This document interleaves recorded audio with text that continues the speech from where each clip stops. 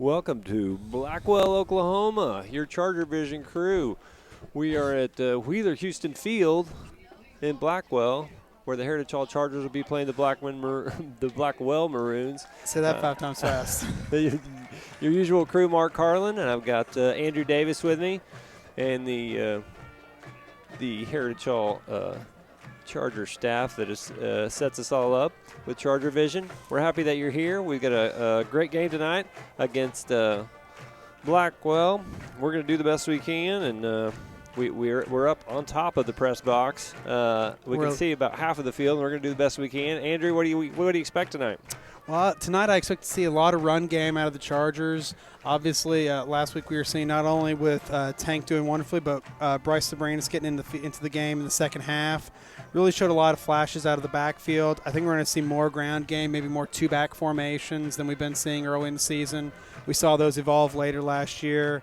I think it should be a good game. Right now, the Chargers are sitting at number 6 in 3A, and I don't expect anything less than high performance. Yeah, the Blackwell Maroons are they are 2-2 this year. That they had a 2-year losing streak and are doing much better this year. They have a potent passing game that is starting to get into round into form, and I'm expecting a good game. It's going to be their air attack against. I think we're going to try to run it just like you said, and see how we fare on the field. Absolutely, they've already got their starting quarterback already has over 900 passing yards.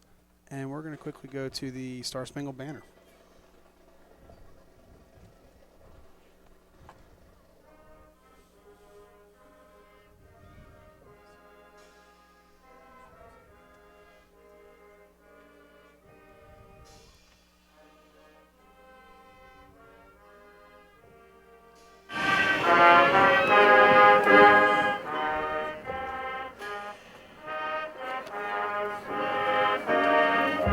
You guys know we're live. You weren't in the camera. Yes.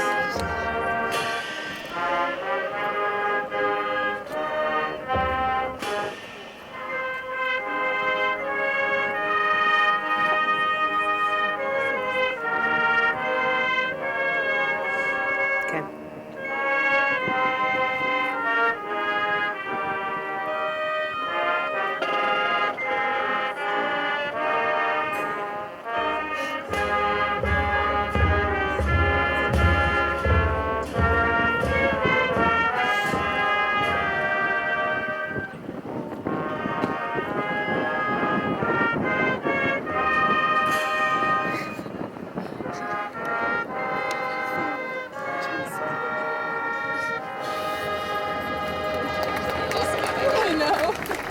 And we're back after the Star Spangled Banner. We're sitting about 4 minutes, right under 4 minutes left until kickoff here from Blackwell, Oklahoma. Your Heritage Hall Chargers setting to try and go. Currently coming in this game 3-1. All right, our players that we're going to watch, our feature player is going to be Max Turntide from Heritage Hall. He's a senior on the team, and one thing he brings is the intangibles, his leadership on the field. He's a big hitter for the Chargers, runs a 4.89 seconds 40-yard dash, and he's earned playing time at wide receiver. He's been on the line a lot the last couple of years, but he's starting to play as a wide receiver and doing a good job there. He's got 13 tackles, 2 sacks, 1 reception for 10 yards so far this year. Max having a great year. He's coming out strong and really providing what you want to see out of a senior, that versatility to adapt positions as the team needs you, especially when injuries start to occur. Yeah, you're exactly right. He's doing a great job this year. He had a knee injury last year, but he's come back strong so far for his senior year. Absolutely. And then for the Blackwell Maroons, our player to watch is John Strahorn. He is a wide receiver and defensive back senior, wearing number 14 for Blackwell. This year on the year, he's got 31 catches for 469 yards, 3 touchdowns. He's also got 15 tackles, 2 for loss, and a pick. Big things he's known for on this team is body control. He really gets in there, knows how to take control on the defensive end and how to mix things up on offense, keep people from grabbing him. That one interception is a good example. He gets catches in traffic, whether it's on offense or going for defensive picks. So don't be surprised they throw to him in tight coverage. Dangerous after the catch. He's known for being very, very speedy, being good at picking up yards post-catch, and he's solid on defense. So He's going to be a name we're going to be calling a lot tonight for Blackwell. Yep, the combination of Sam Sherman and John Strayhorn is something I don't want to see a lot of tonight, but I know they're a potent weapon. Like you said, they've got a lot of yards so far this season, and they're having a good year so far. I think we're going to cut the commercial break, and we'll be right back and kind of give you the rundown of what happened in the Chargers last week and how that went. When you walk into Fuzzy's Taco Shop, you'll know you're in the right place. With the best Baja-style menu in town, we'll have the whole family addicted. Order up. Nachos, tacos, burritos, it doesn't matter. It's like an explosion of flavor in your mouth. We know you've had a long day, and you deserve a break. So, bring the crew to one of the Fuzzy's Taco Shop locations in Norman, Oklahoma City, or Stillwater. Welcome to your new addiction. Eat me. We've come a long way from book reports and worksheets. We have new ways of learning. New ways of creating. It's not just pencils and paper. It's hands-on and interactive. The world is as big as my imagination. And information is at my fingertips. I'm learning to think creatively. I am inspired. I am prepared. I am the future. I'm a Heritage Hall Charger. Learn more about 21st century education at heritagehall.com. Welcome back. This is your Charger Vision crew live from Blackwell, Oklahoma. Currently showing 40 seconds to kick off here on the clock, and we're going to run down a little bit of the rest of our pregame show. Yeah, we had the Chargers played Centennial last week and had a great game. The first half, they basically couldn't do anything wrong on offense or defense. Played exceptional. The final score was 62-14. A few mistakes in the second half, but I'm worried the Chargers lost interest last week because they were playing so well. Well, you know, and it also plays into the fact that we were going very deep into our roster in the second half. Very few starters even saw the field in the second half, and none in the fourth quarter. So it was really an opportunity for a lot of different members of the team to get on the field, as well as opportunities for guys to play positions they're not used to playing, to try and create a larger depth for the team. All right, we're actually going to show you some highlights of last week's game. We've got our Charger Vision crew had put that together, so please watch and enjoy. Thanks. I'm Isabel Ostro reporting for Charger Vision OK Preps TV. I'm here at Pop Murray Field, and where the Chargers just beat Oklahoma Centennial 62-14. Let's take a look at the highlights. The Chargers got on the board early when quarterback Connor McGinnis hit Dawson Evans on a screen pass, and the sophomore scampered in for a 19-yard touchdown.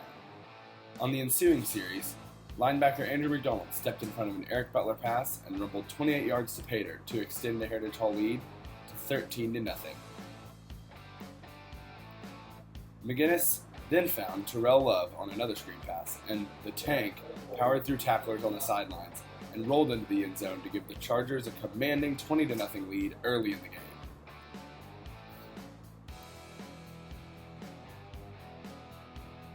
Midway through the second quarter, Tevin McDaniel took the option pitch from Connor McGinnis and cut back to slice into the end zone, and HH was literally playing lights out. Speedy freshman Bryce Sabranis bounced one to the outside and then outran the Bison defense to put the Chargers up 48-0 going into the fourth quarter.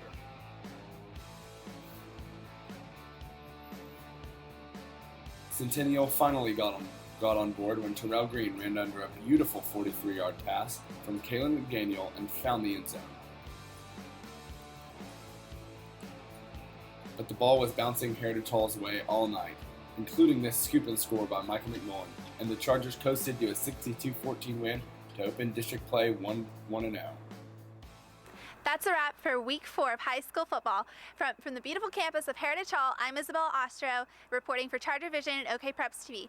Back to you in the studio. Welcome back. We're in Blackwell, Oklahoma. The Chargers taking on the Blackwell Maroons.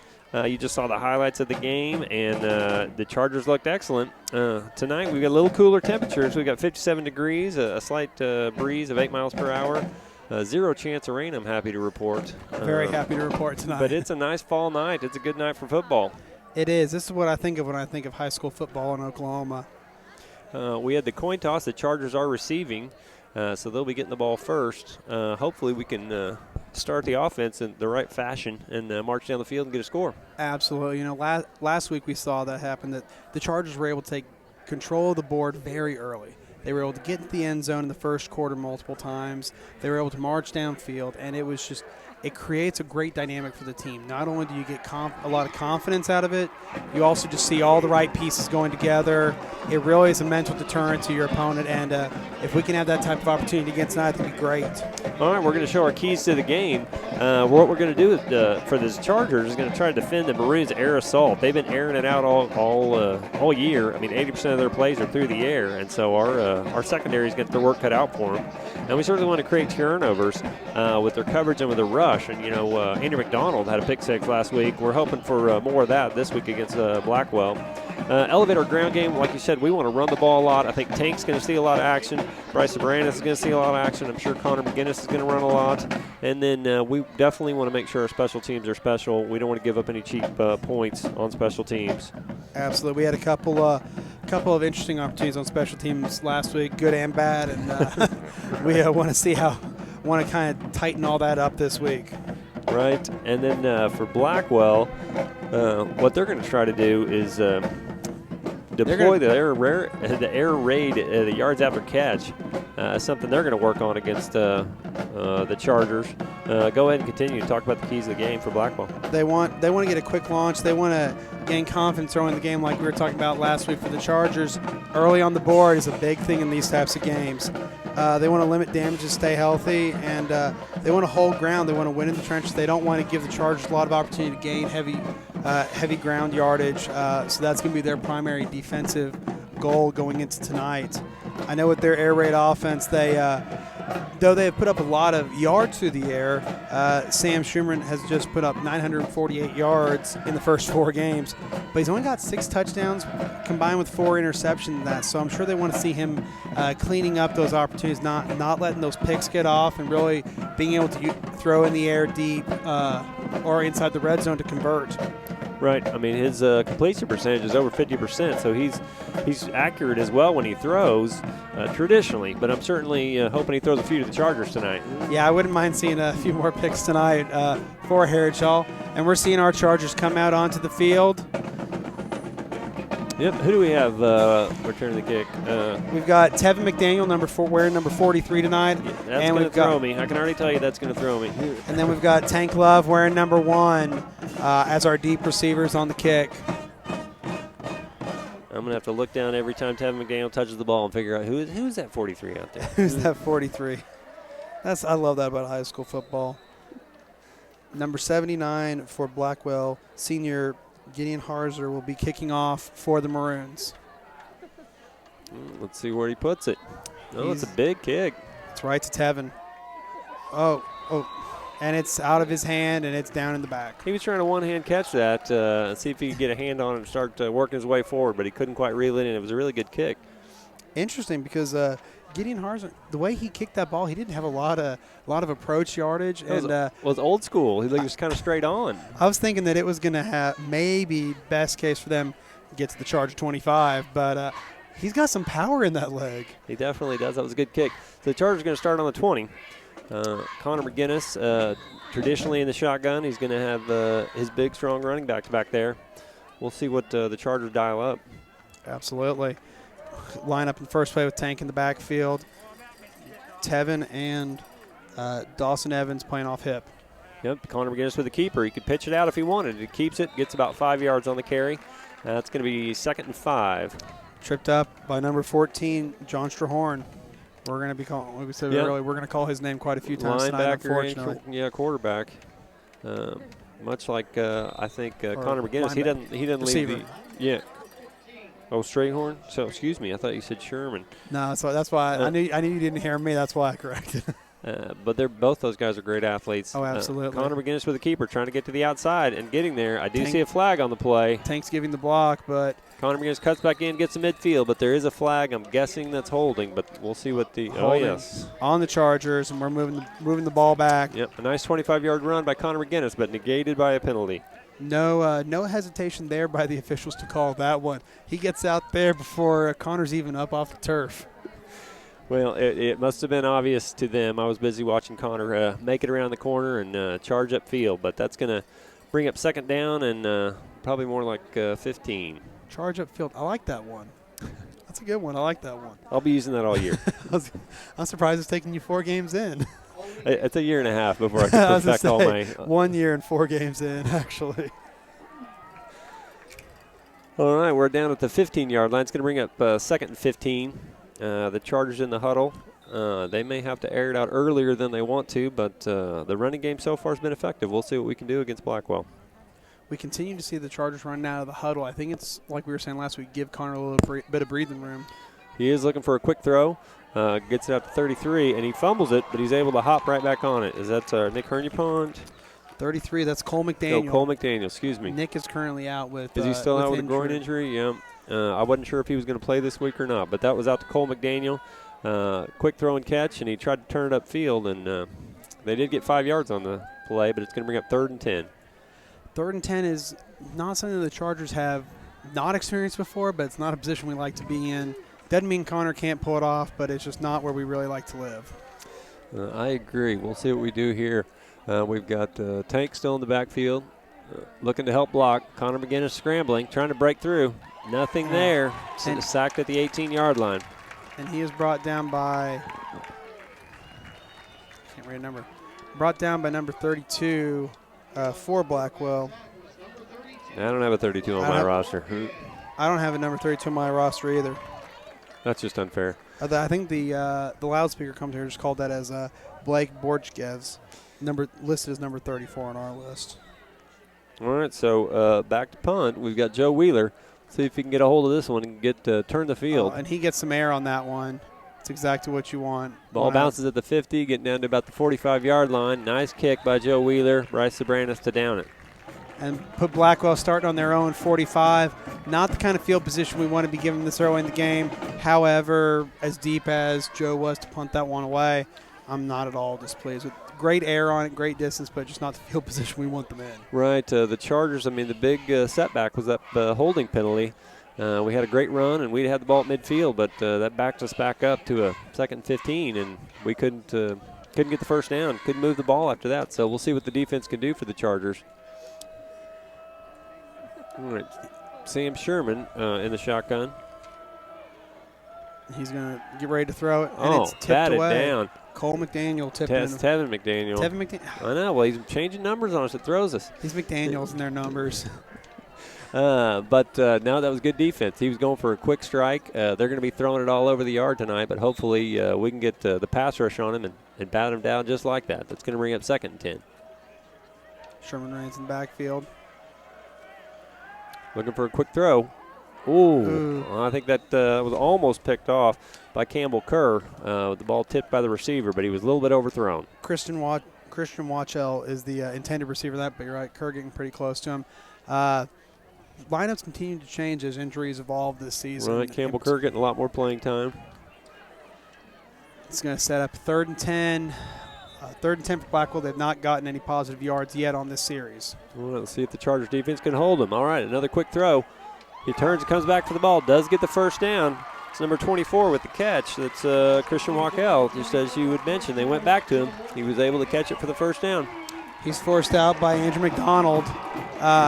Picks up about 3 yards after the catch, but unfortunately for the Chargers, the catch was already past first down mark. Yeah, it looked like we were playing a little soft, but it was a nice completion by Blackwell. Yeah, you notice the Chargers creeping up a little bit more to start this series. We were playing a little bit more spread. All right, Sherman in the shotgun. This time he does hand the ball off. Not much there, maybe a yard. Brought down by a Charger gang tackle, led by Blake Brigham. And I don't think we're going to see a lot of ground game out of Blackwell tonight. We're going to see. All right. I think it's just enough to keep us honest. Exactly. Clayton Lester is going to be a big part of their run game, though. It's a high snap and then a quick throw. Well, the Chargers defense was there. They say it was a fumble. We'll see what the refs say. Who's coming up with the ball? Who's coming up with the ball? What's the ref going to call it? Can see who thought they had hands on the ball. Well, I haven't seen the referees do it, but it looks like they're switching from offense to defense, so it looks like it's Chargers ball. Andrew McDonald and Campbell Kerr in on that defense play, but I didn't see who came up. I think it was Andrew McDonald coming up with the ball. Well, it was a nice hit, and obviously a very good hit to jar the ball loose. Nice job of getting the turnover for the Chargers. And I think the offense is going to come out and want to prove something this series. Connor lining up under center. That's certainly unusual. He pitches it way outside to Bryce Sobranis. We'll see if his speed can get to the outside. He's looking for a block. And Gets it up to about the 39-yard line. picks up about 5 yards on the play, 5-6 yards on the play. It's going to set up 2nd and short. That was a wide pitch. I mean, it was almost a screen pass. He was so far out there. If it had been overhanded, it would have been a screen. It was just that little underhand pitch that Connor loves to put out there. Yeah, I mean, getting Bryce Sobranis out in the open field is definitely what you want. He is very fast. We're seeing him earlier in the game than we've seen in any games yet, and we're at 2nd and 4 from our own 39-yard line. Connor McGinnis in the shotgun. We got 3 wide receivers to the left side. They throw it quick to Dawson Evans. He's got a blocker in front. He's cutting up the field, gets the first down to about the 50-yard line. Still going, but it looks like they'd blown the whistle. Dawson finally forced out by Christian Wachell, playing at defensive back. Christian, I hope we're pronouncing your name right. These don't come with phonetics. No, they we're don't. We're doing the best that we can. We're working with what we got, buddy. Sorry. All right, the Chargers at first down and 10 from the 50-yard line. Nice throw and catch from Connor McGinnis to Dawson Evans. We'll keep that up all night if it's effective. Absolutely. Keep our eyes on Callahan Walker here downfield because he's got the ability to turn the Jets on, and Connor's never afraid to get the ball to All him. right, handing it off to Tank Love with blockers. He's trying to get to the outside, decides to cut it back to the right. Oh, there is a flag on the play, but he does get the first down looking for more. He finally gets brought down, or is going to get brought down about the Blackwell 37. I think they're going to call this another hold on the Chargers. So he was designed to go to the left, but cut back the other way, and it looks like we may have maybe some type of illegal block. Holding on the Chargers, Yep. moving the ball back. That's tongue-tied. That is going to be the call we're going to get more than anything, not only tonight but throughout the year, because we do go to the ground so often, and everybody tries to get in there and create space, whether it's Tank in the backfield, Bryce in the backfield, anybody playing off Connor's hip. And the guys do a great job of creating holes, but when you have that many guys trying to block, you're going to get some hold calls. That's the negative to this heavy run game. Yep, that's just going to back us up. You know, the penalties is what stymied our first series, so we'll see if we can overcome this one. Chargers are sitting at First and 19. First and 19. We're doing our best also to see the scoreboard tonight. We kind of have a giant divider blocking us, so Mark's leaning behind and I'm leading in front. The visitors' press box never seems to be as well manned as the Chargers. Oh, it's a fake. Connor McGinnis rolling out to his left, looking to throw. He does throw it. Catch Cole McDaniel. Cole's brought down at the 40-yard line after the catch. Number 20, Justice Circle, but nice fake by Connor. Makes it look like he's going to shuffle it into Dawson really quickly, but instead he rolls, and great setup, great play. Yep, that's going to bring up second and about 1, it looks like. Nice throw and catch. Cole McDaniel has really good hands. He doesn't catch a lot of balls, but he catches anything that's near him.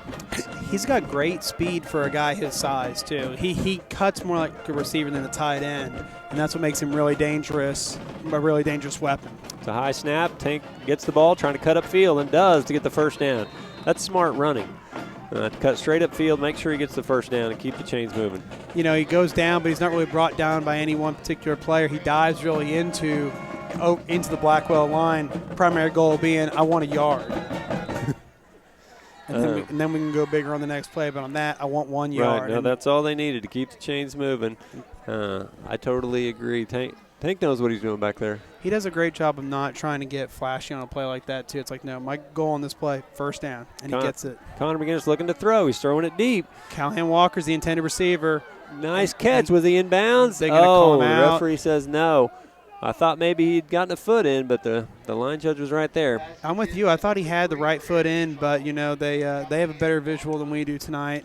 Yep. But don't be surprised to see Connor go back to that play. Callahan's got great speed. He's got good hands, and Connor has no fear putting it downfield to him. It was a nice catch, but he just couldn't quite keep the feet in bounds. No, he's being chased there on the side by number 20. Number 20, Justice Circle once again, and so he had got himself out a little bit. Connor McGinnis under center. They pitch it to Tank. He's going straight up field. Cuts to the right. They're trying to surround him, but he's got a lot of blockers in front. They finally tackle him right about the 30-yard line. He's going to be just short of the first down on that one. Probably going to set up a 3rd and 2 or 3rd and 1 situation, but nice run by Tank. It was good blocking. Great blocking. He was looking for an opportunity to cut around the defenders, but he couldn't find an opportunity. But he just keeps cutting until he has to go down. He keeps cutting back and forth, even if there's not yards to be had, looking for yardage opportunities to create themselves. Yeah, he likes contact, but he had his own blockers in front of him, so we're not trying to run them over. 3rd and 3 from the Blackwell 30. Connor in the shotgun. He's looking to throw. Throws it to Campbell Kerr. Campbell Kerr makes the catch. He's pulled down at the 20. That's a Charger first down, brought down by Justice Circle. Yeah, nice throw and catch. Campbell Kerr, nicely done. You're going to set up Chargers for 1st and 10 from the Blackwell 20. Connor pulling the huddle together. I think they really are trying. He's playing so many minutes this year. Right. They're just trying to give him the opportunity to breathe. Because we didn't see the huddle at all last season. You're exactly right. That's 1st and 10 for the Chargers. Connor McGinnis keeps it, pitches it out way wide. Tevin McDaniel can't find the ball, but he is able to get on it before the Maroons were coming. So the pitch was a little wild. Tevin McDaniel couldn't catch it, so the ball on the ground, but he falls right on it. Yeah, the ball goes right behind him, and he's kind of looking wild. Where could it be? But he gets on it right before Zach Brown gets on it for the Maroons. Set up a 2nd and 10 remaining on the Charger 20. That's the only dangerous thing about running that pitch option is if you don't get it, it's anybody's game. Yeah, that is, and that was another kind of long pitch. I mean, they're not pitching close up. They're like 5 yards away. All right, Connor keeps it. Connor keeps it to the right side. He's looking to get to the end zone. I think he gets there. Touchdown, Chargers. That was a nice fake. Tank Love going up the middle. I thought he had the ball, and Connor McGinnis keeps it, reads the defense, cuts out to the right, and goes all the way to pay dirt. I was with you. I thought it was Tank. That's why I changed your call as soon as I saw it because I was with you. I was leaning eyes on Tank. But when Connor does that fake side run, it's not nearly as quick as when he's really got the ball in his hands. He kind of jogs out there with briskness, but when he has the ball, he's gone. Yeah, the Chargers lining up in their extra point unique stance. We'll say the Maroons trying to figure out how to defend that, if they're going to kick it regular or if they're going to do the traditional extra point or do some go for two. You never know what the Chargers are going to do in this situation. That's why I love calling it the anything formation. And they're bringing it in for a traditional. Connor McGinnis going to hold. Matthew McLaughlin going to be the kicker as the Chargers go for one. All right, the left-footed McLaughlin kicks it. It is up, and it appears good. Looks good, is good. All right, the Chargers do overcome a penalty that time and march right down the field with Connor McGinnis on a 20-yard run. Very nicely done. That's kind of what we needed. We talked about the ground game, and that's how they score, but they actually aired it out a little bit with a couple passes to one to Cole McDaniel, one to Campbell Kerr to keep moving the chains. Absolutely. Great series by the Chargers, utilizing weapons we don't see necessarily every day, which really throws the defense on their heels because they're not prepared to go after those guys.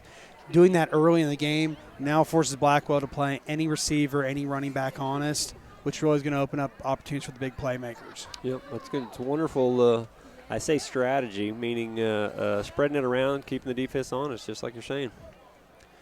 Chargers will kick off. 5 minutes, 2 seconds left here on the clock in the first quarter as your Heritage Hall Chargers lead the Blackwell Maroons 7-0. And Matthew McLaughlin and the kicking unit coming onto the field. Yeah, this year the kickoffs are less dramatic, and the extra points are the dramatic. Last year we would line up in a formation and look like we were going to squib kick it or onside kick it every time, and half the time we would, half the time we wouldn't. And this year it's the extra point that's exciting. You had at least one fake kicker on every single play, if not two. But yeah, you're right. The extra points this year are the ones that really bring up the drama quotient on this football field. All right, we've got Matthew McLaughlin kicking it off. It's going deep. I can't see the number of who that is. I can't either. He's running it wide. We'll see if he gets around the corner, gets to about the 23-yard line. That's number 24. Christian Watchell. Kristen Watchell, very well done. And I think we're right because I've heard the overhead commentator say Watchell, yes. So I think we're good tonight. Now, that was a nice run back. Blackwell starting on the 25. Not quite as good as the 45 they started at last series, but still a good field position as deep as he got that ball. Good run back, but good Charger defense reading him going outside, not letting him create a hole out by putting two men out there. All right, so we'll see if the Chargers defense can get another turnover as they did last series. Caused a fumble, and they hopped on it and marched right down the field. They are leading 7-0. Oh, we've got Sam Sherman in the shotgun. One running back with him. And he hands off to that running back, but there's just nothing there. The defense all over that. Tank Love, the first one in there. Who Clayton else? Lester Brigham. I mean, with trying to run it up for the Maroons, but getting nothing on it. You're right. Blake Brigham and Jack Ross getting in there a little bit. Tank was in there also. Tevin coming in a little bit from the left side. I mean, just the whole Charger line and secondary. Yeah, they've lined up and kind of spread us out on defense, but we're trying to put pressure on the quarterback. Oh, incomplete. Ball intended for number 40. That's number 10, number I think. 10. I can't read the numbers. Yeah, Billy Moore. The maroon, the black numbers on the maroon jerseys, it makes it hard to kind of see what's what out there. Max Turntine was defending on that play, and a good job of not giving Billy any opportunities to get his hands on the ball. Yeah, we talked about Max. He's playing on the line and playing wide receiver, and he's playing, it looks like, a little bit of cornerback also tonight. Chargers creeping up on 3rd and 13. They're coming. It's a quick throw. Oh, overthrows the intended receiver, number 14, John Strayhorn, who we talked about. He's got good speed, but he wasn't able to catch up with that one. Connor McGinnis would have been the man on, but Strayhorn had a couple of steps on him, so Connor was going to have to really kick it up to the next notch if he got his hands on that ball. But fortunately, ball was deeper than the man.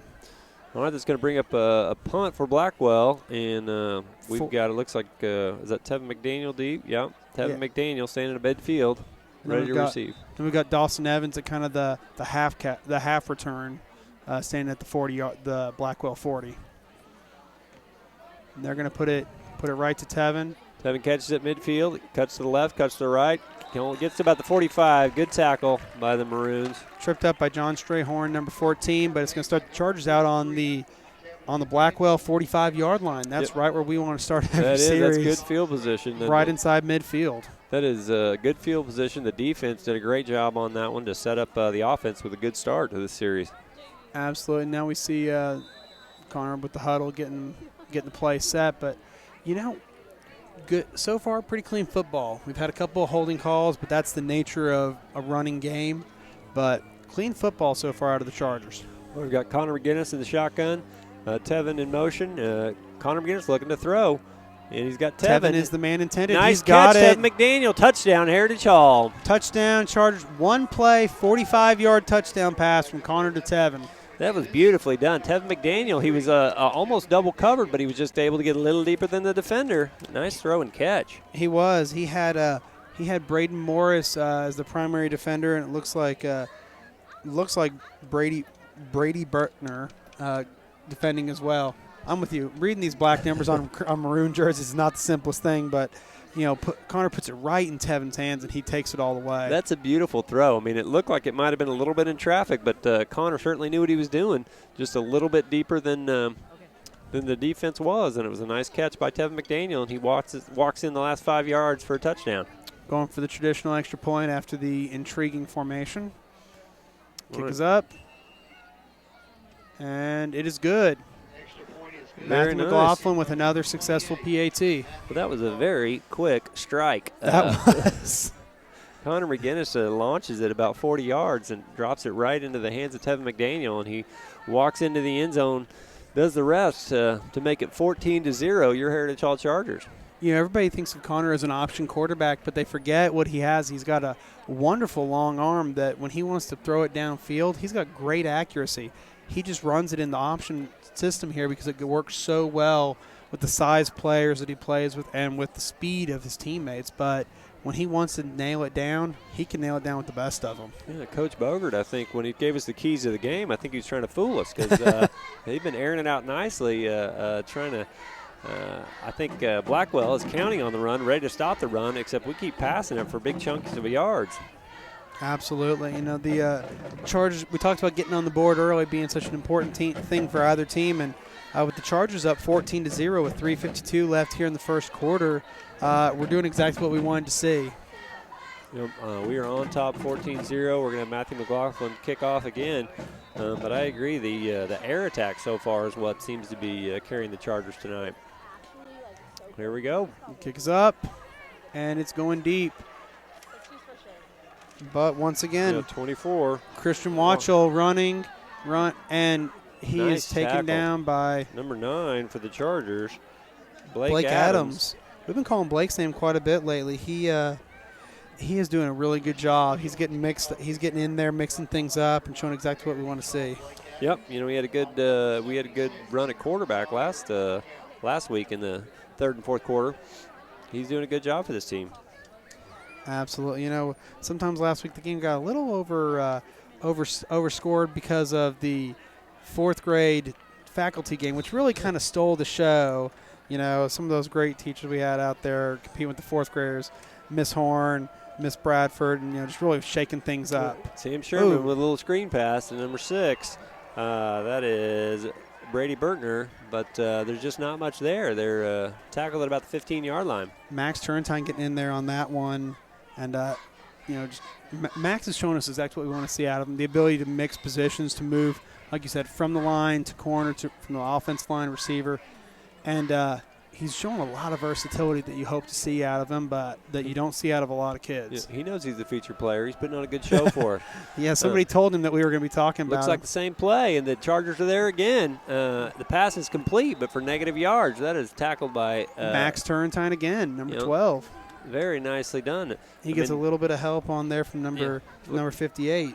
It was Billy Moore with who he caught, but like I said, you're not padding your stats. You're completing a lot, but you're getting negative yards out of it. So Sam Sherman trying to break free on that screen. He keeps throwing it, but they're not able to fool the Chargers. So it's going to bring up 3rd and 17. Chargers putting a few men deep, looking for the long pass, but pass to number 24, Christian Watchell, but he cannot make the catch. Yeah, they you notice that Bogert had his defensive back set back a little bit on that play. Kerr left about 5 yards between him and Watchell, just in case the man gets the ball. You want to have the opportunity to get more people there, and if everybody's hanging back, you can cut across field. And good setup and great completion by the Maroons. Right, I think, like you said, willing to give up 10 yards, just not willing to give up the first down. So the Chargers should get good field position out of this. So we've got Tevin McDaniel now standing about the 42. High snap. They do get the kickoff, but it's short. Going high. Get out of the way. And it's going to take a small Blackwell bounce to the Blackwell 35, where your Chargers will take over and start series number 4 of the night. Every series they're getting better field position. I like it.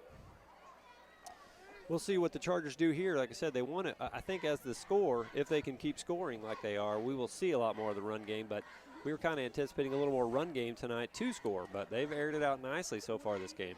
3 series so far.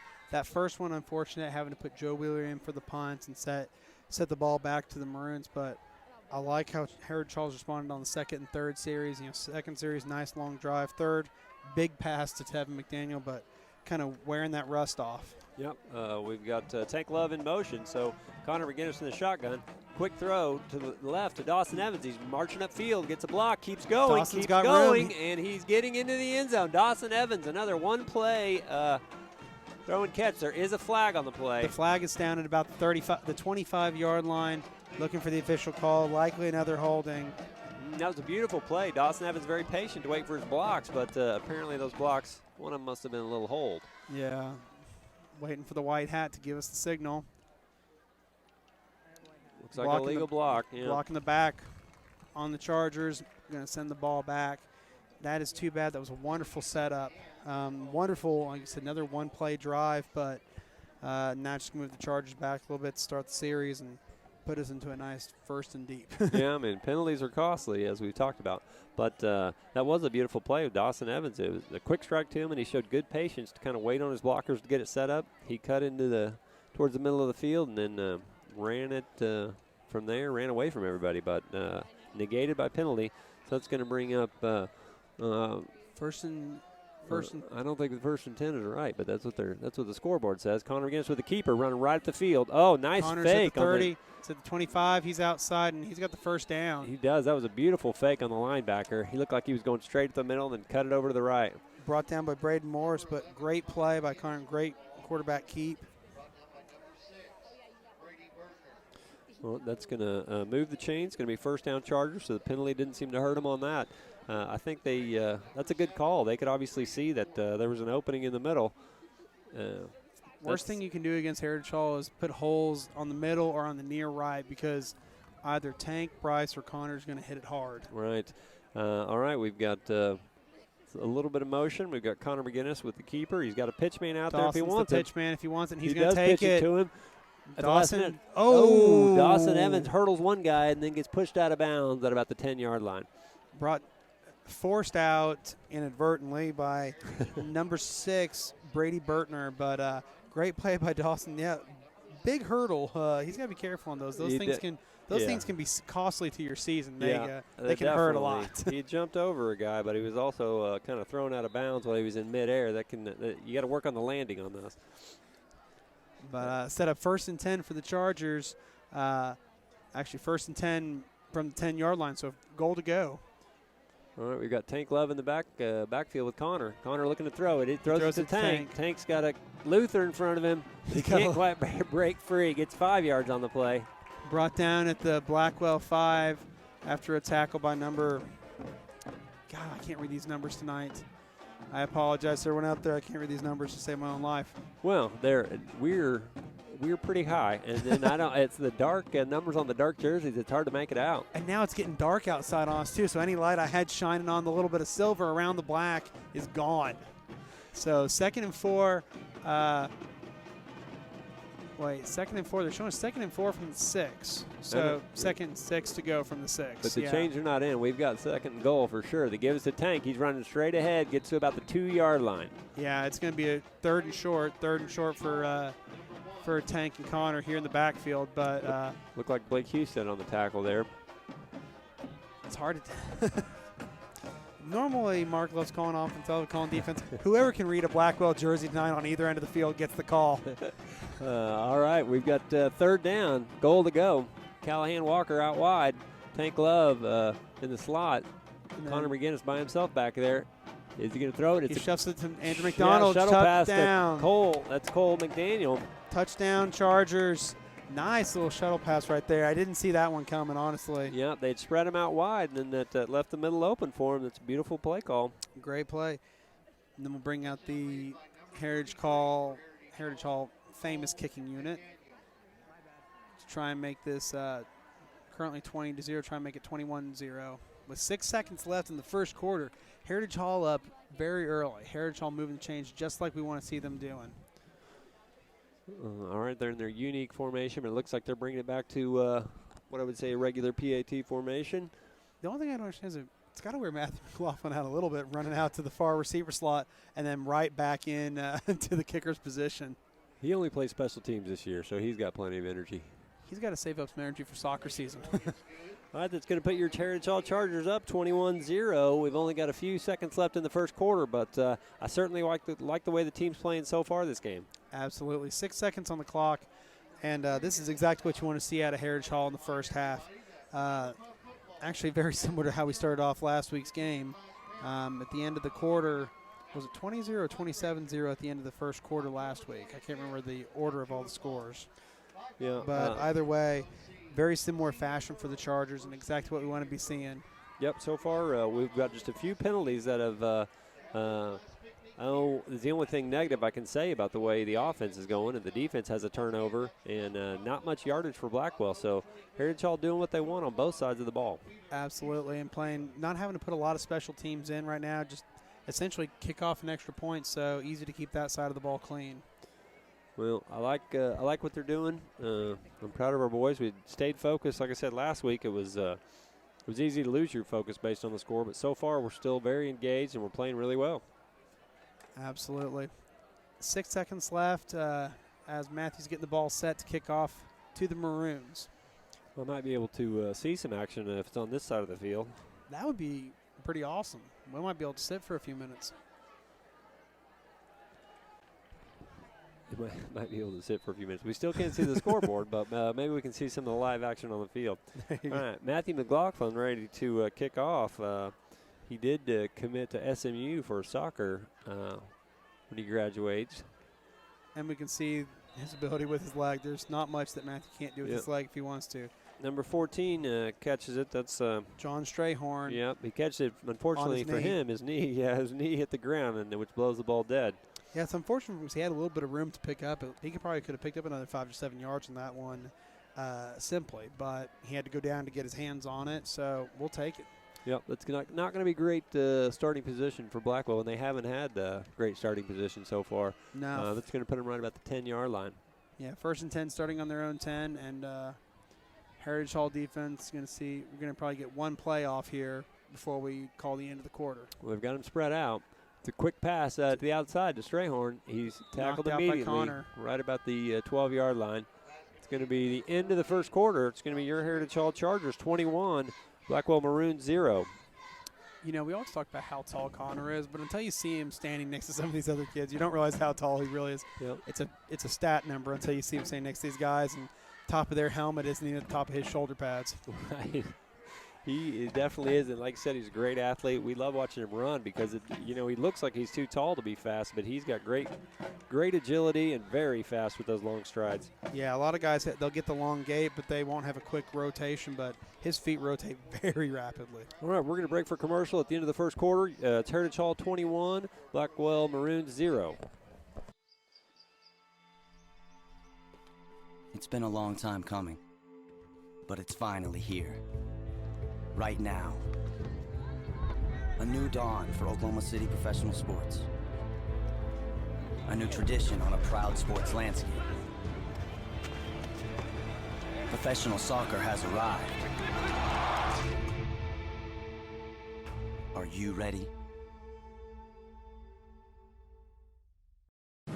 Head on down to the Charger Corner to buy your latest in-school apparel. Range from t-shirts to sweatpants and even those nifty bleacher seats. You'll always find the perfect Charger gear. Not only will you show off your Charger pride, but you'll be helping improve the school in many ways, such as classroom and activity funding. Come Monday, Wednesday, Friday, 10 to 2. Tuesday and Thursday, 10 to 4. And don't come Saturday and Sunday because we won't be there.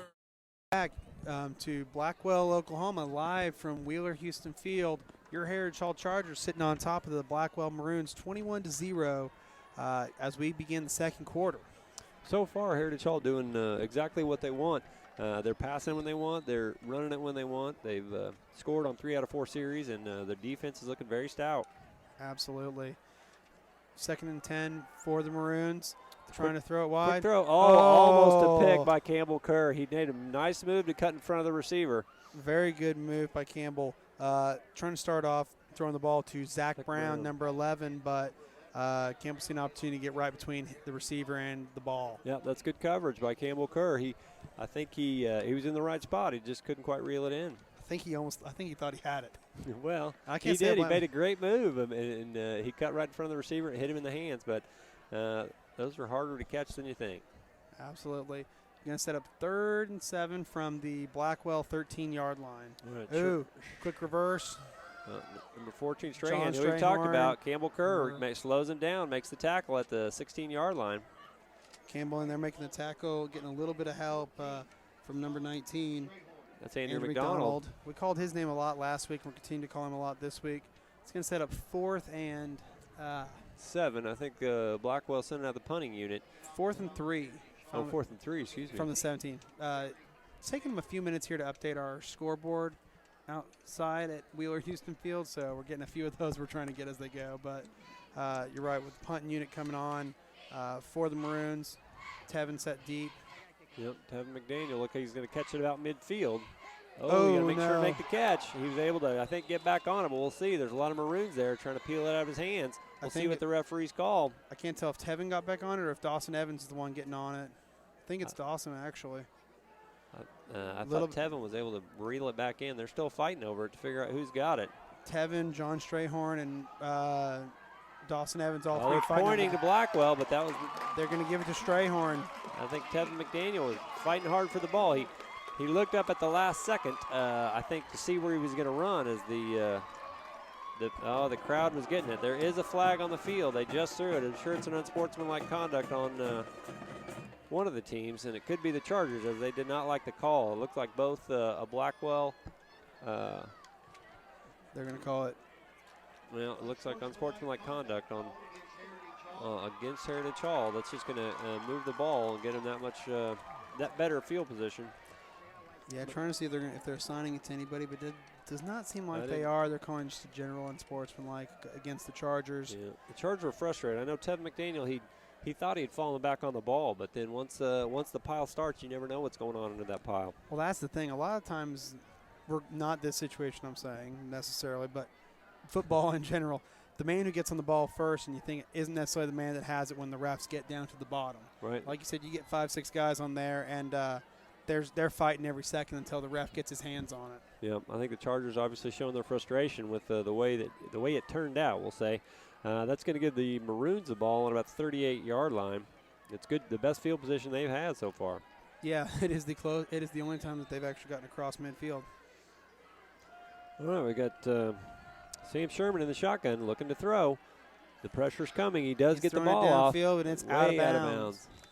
Pass intended for number 24, Christian Watchell.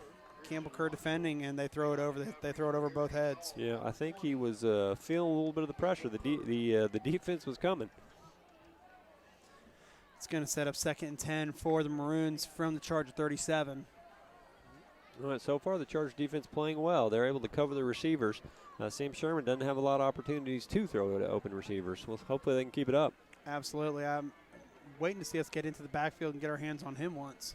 Well, he's dropping back. We're coming with the blitz. Cole McDaniel coming. With the pass to number 24, Christian Watchell, who he had an attempt about 3 or 4 times. He couldn't quite bring it in. He was kind of pulling a juggle motion there, but if he got his hands on it, Tank was running right alongside him. I don't want to be the man that gets hit by Tank.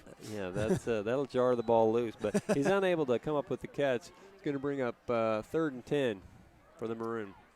Still remaining on the Charger 37. All right, Sam Sherman by himself back there in the shotgun. Got 5 receivers lined up. He's looking to throw, but the pressure's coming. Tevin McDaniel had his hands on him. It's a quick throw. It is complete. He gets it out. He gets the throw complete just before the ball goes out of bounds. About the 24-yard line. That's a number 10, Billy Moore with the catch. But that was a nice first down. I mean, there was a lot of pressure being put on Sherman on that play. He was able to scramble to the right, find the open receiver, and throw it to him. Tevin McDaniel thinking he had his hands on him, and just a little bit of help for Sam from his line, pulling back in to create the space for him to get that pass off. Yeah, first down, Sherman back to throw again. The coverage is there. He's scrambling to his right again. We'll see if we can bring him down, and we do. Brought down. Number 51. It was A.J. Knowles last year. Let's see what our roster says. We're still learning our roster this year. We're working on Jack Ross has Jack changed Ross to 51. moved to 51. You're right. A.J. Knowles, we called 51 a ton last year. But it's going to set up 2nd and 8 for the Maroons from the Charger 22. I don't like them getting this close to knocking on our door. I agree. It's about time for a turnover. I like the sound of that. All right, Sherman back to pass. Looking around, throws it right over the middle, and incomplete. That's almost good picked defense. Off by Tank. Yeah, but, Tank, that's good defense to knock the ball away, and I think he was trying to grab it for himself. Yeah, he kind of tried to do it while going around John, so that if John gets the ball, he's got the man. If John doesn't get the ball, he's got the ball, but it creates an opportunity where you just tap it away. It's going to bring up 3rd and 8 for the Maroon. They are currently at about the 22-yard line. Sam in the backfield with 1 receiver or 1 back. I can't read the numbers. Christian. I think that's Christian Watchell. The quick throw out wide. Christian Watchell is the man deep, and he gets the ball. Makes the catch at the 8-yard line. Forced out by Campbell Kerr, but it's gonna put the Maroons inside the 10-yard line for a goal-to-go situation. See where they're spotting. They're spotting it on the 6. Nice throw and catch from Sherman to Watchell. Sherman looking to throw again. The pressure's coming. Pressure's coming a lot. Oh, almost picked off in the end zone. Connor McGinnis going for the pick. Sherman was under duress, to say the least. He was. He was getting charged right off the field himself. Yep. That was number 76, Sawyer Counts, it looked like, was putting the pressure on him. Is Sawyer number 76? That's what it shows on mine. We've got a 76 now. We were trying to figure that out last week. We apologize, Sawyer. He's moving. There was some credit you did not get last week. I think he switched numbers on us. He's 76 or 52. It seems to happen a lot. All right, Sherman back to throw. Looking for a quick strike. The receiver comes back. Christian Watchell, and he's in the end zone. He does cross the end zone. Touchdown, Blackwell Maroons. Yep, a costly turnover by Tevin McDaniel. Yeah, it's midfield. And unfortunately, the air raid attack of the Blackwell Maroons, they're able to march down the field and score. You know, any of these kids, all of these teams have great talent, especially when you give them a field position like that. It really gives them the spirit to go in. Setting up for the PAT, number 79, Gideon Harzer, set to kick.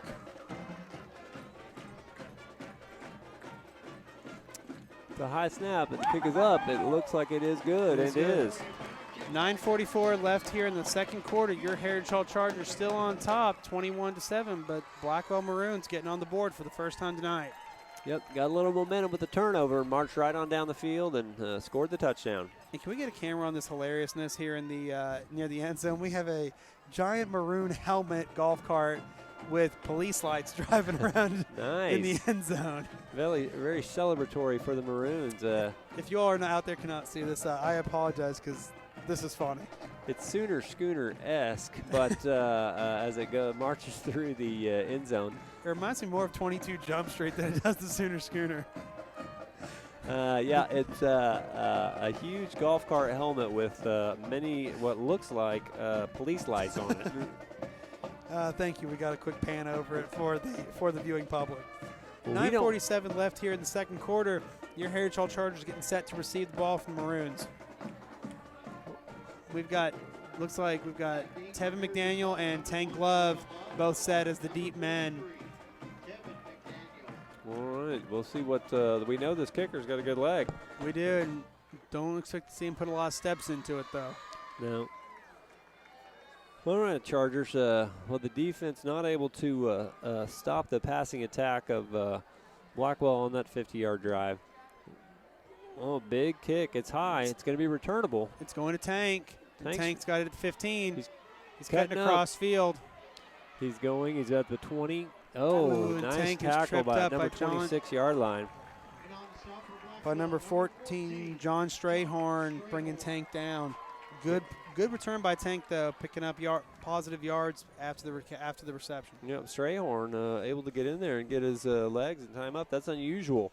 Yeah, he got low on him, and that's the only way single-man coverage gets Tank down is you got to get low. You try and take Tank up in his body. He's got enough of it that you're not going to do it. You're exactly right. One man usually does not bring him down. He's got more body than you've got body.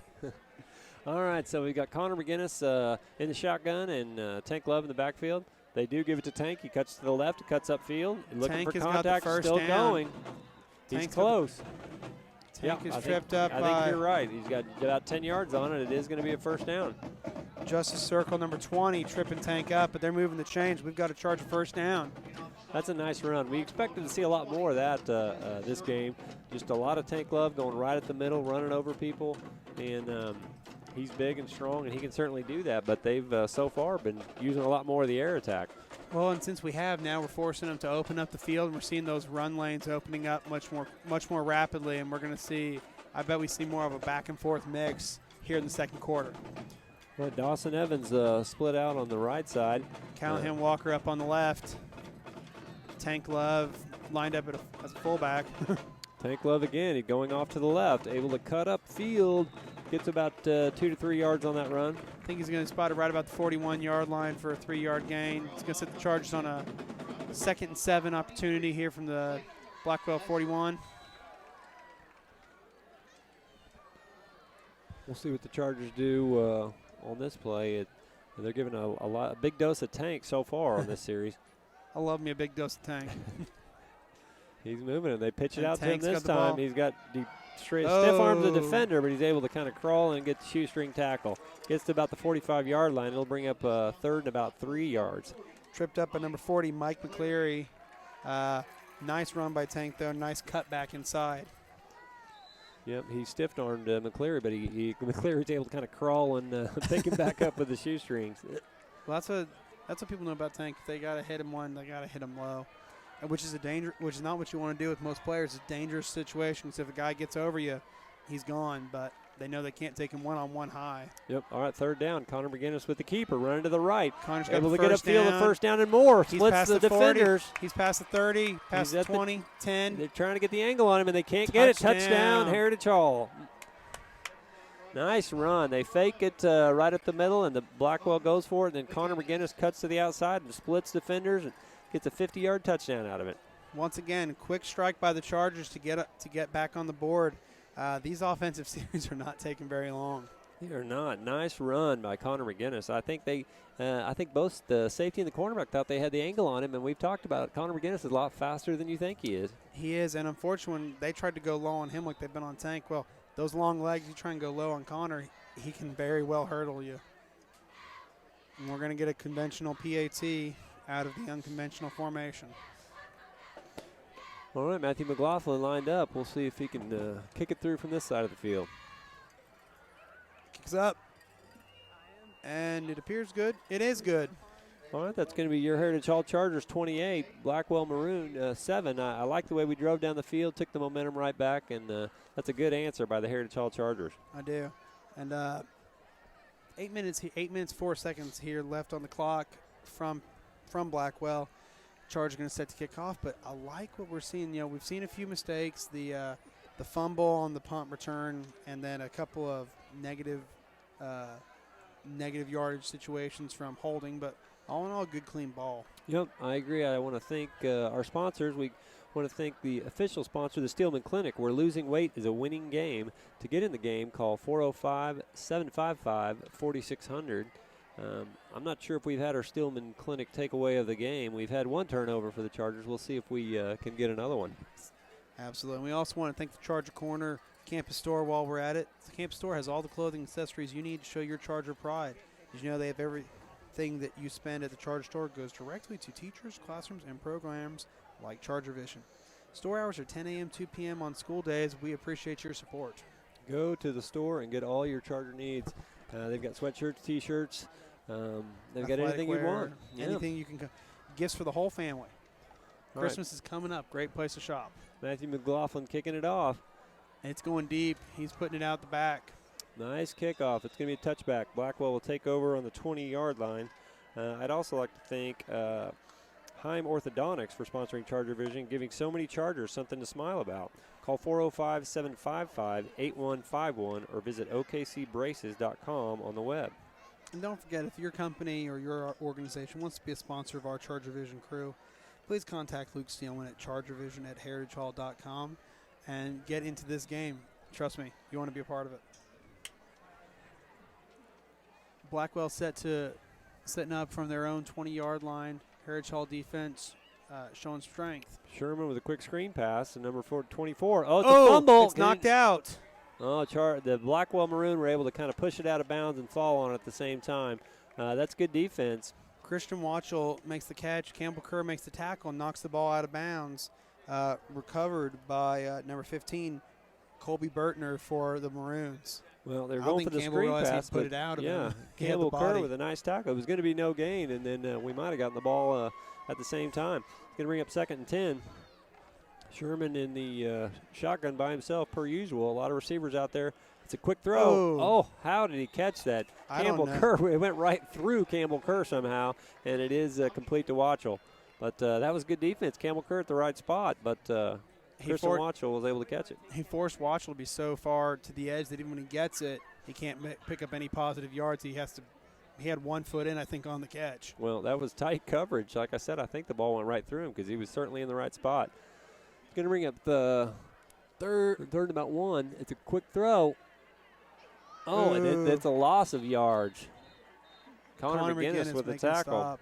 Who's the receiver out there? Number 14, John Strahan. But Max Turntine, thinking Connor knocked it out before John went down, picks it up and runs it all the way back, even though the ref's blowing the whistle. All right, we've got 4th down. We'll see what the Maroon are going to do here. They're going to call timeout and talk it over. Timeout, Blackwell. First timeout of the half for either team. That's going to give us a chance to talk about what's going on at Heritage Hall. The Upper School Chargers made an impressive commitment to service projects and nonprofit organizations during the last school year. And over the summer, almost 10,000 hours were contributed by our students to an amazing array of charitable causes and organizations in 2013 and 2014 school year. I know they're doing the same this year, the 2014-2015 season. They do a great job of serving our community in Oklahoma City. Also want to congratulate the varsity cheerleaders for the third-place finish at the 5A state competition recently. Charger Cheer also placed runner-up at regionals, so it was an excellent showing at the OSAA competitions. We're proud of you, ladies. You did a good job. Absolutely, and getting back out here every night to support the boys on the field. So they do a lot than just cheer at the games, and we appreciate all that they do.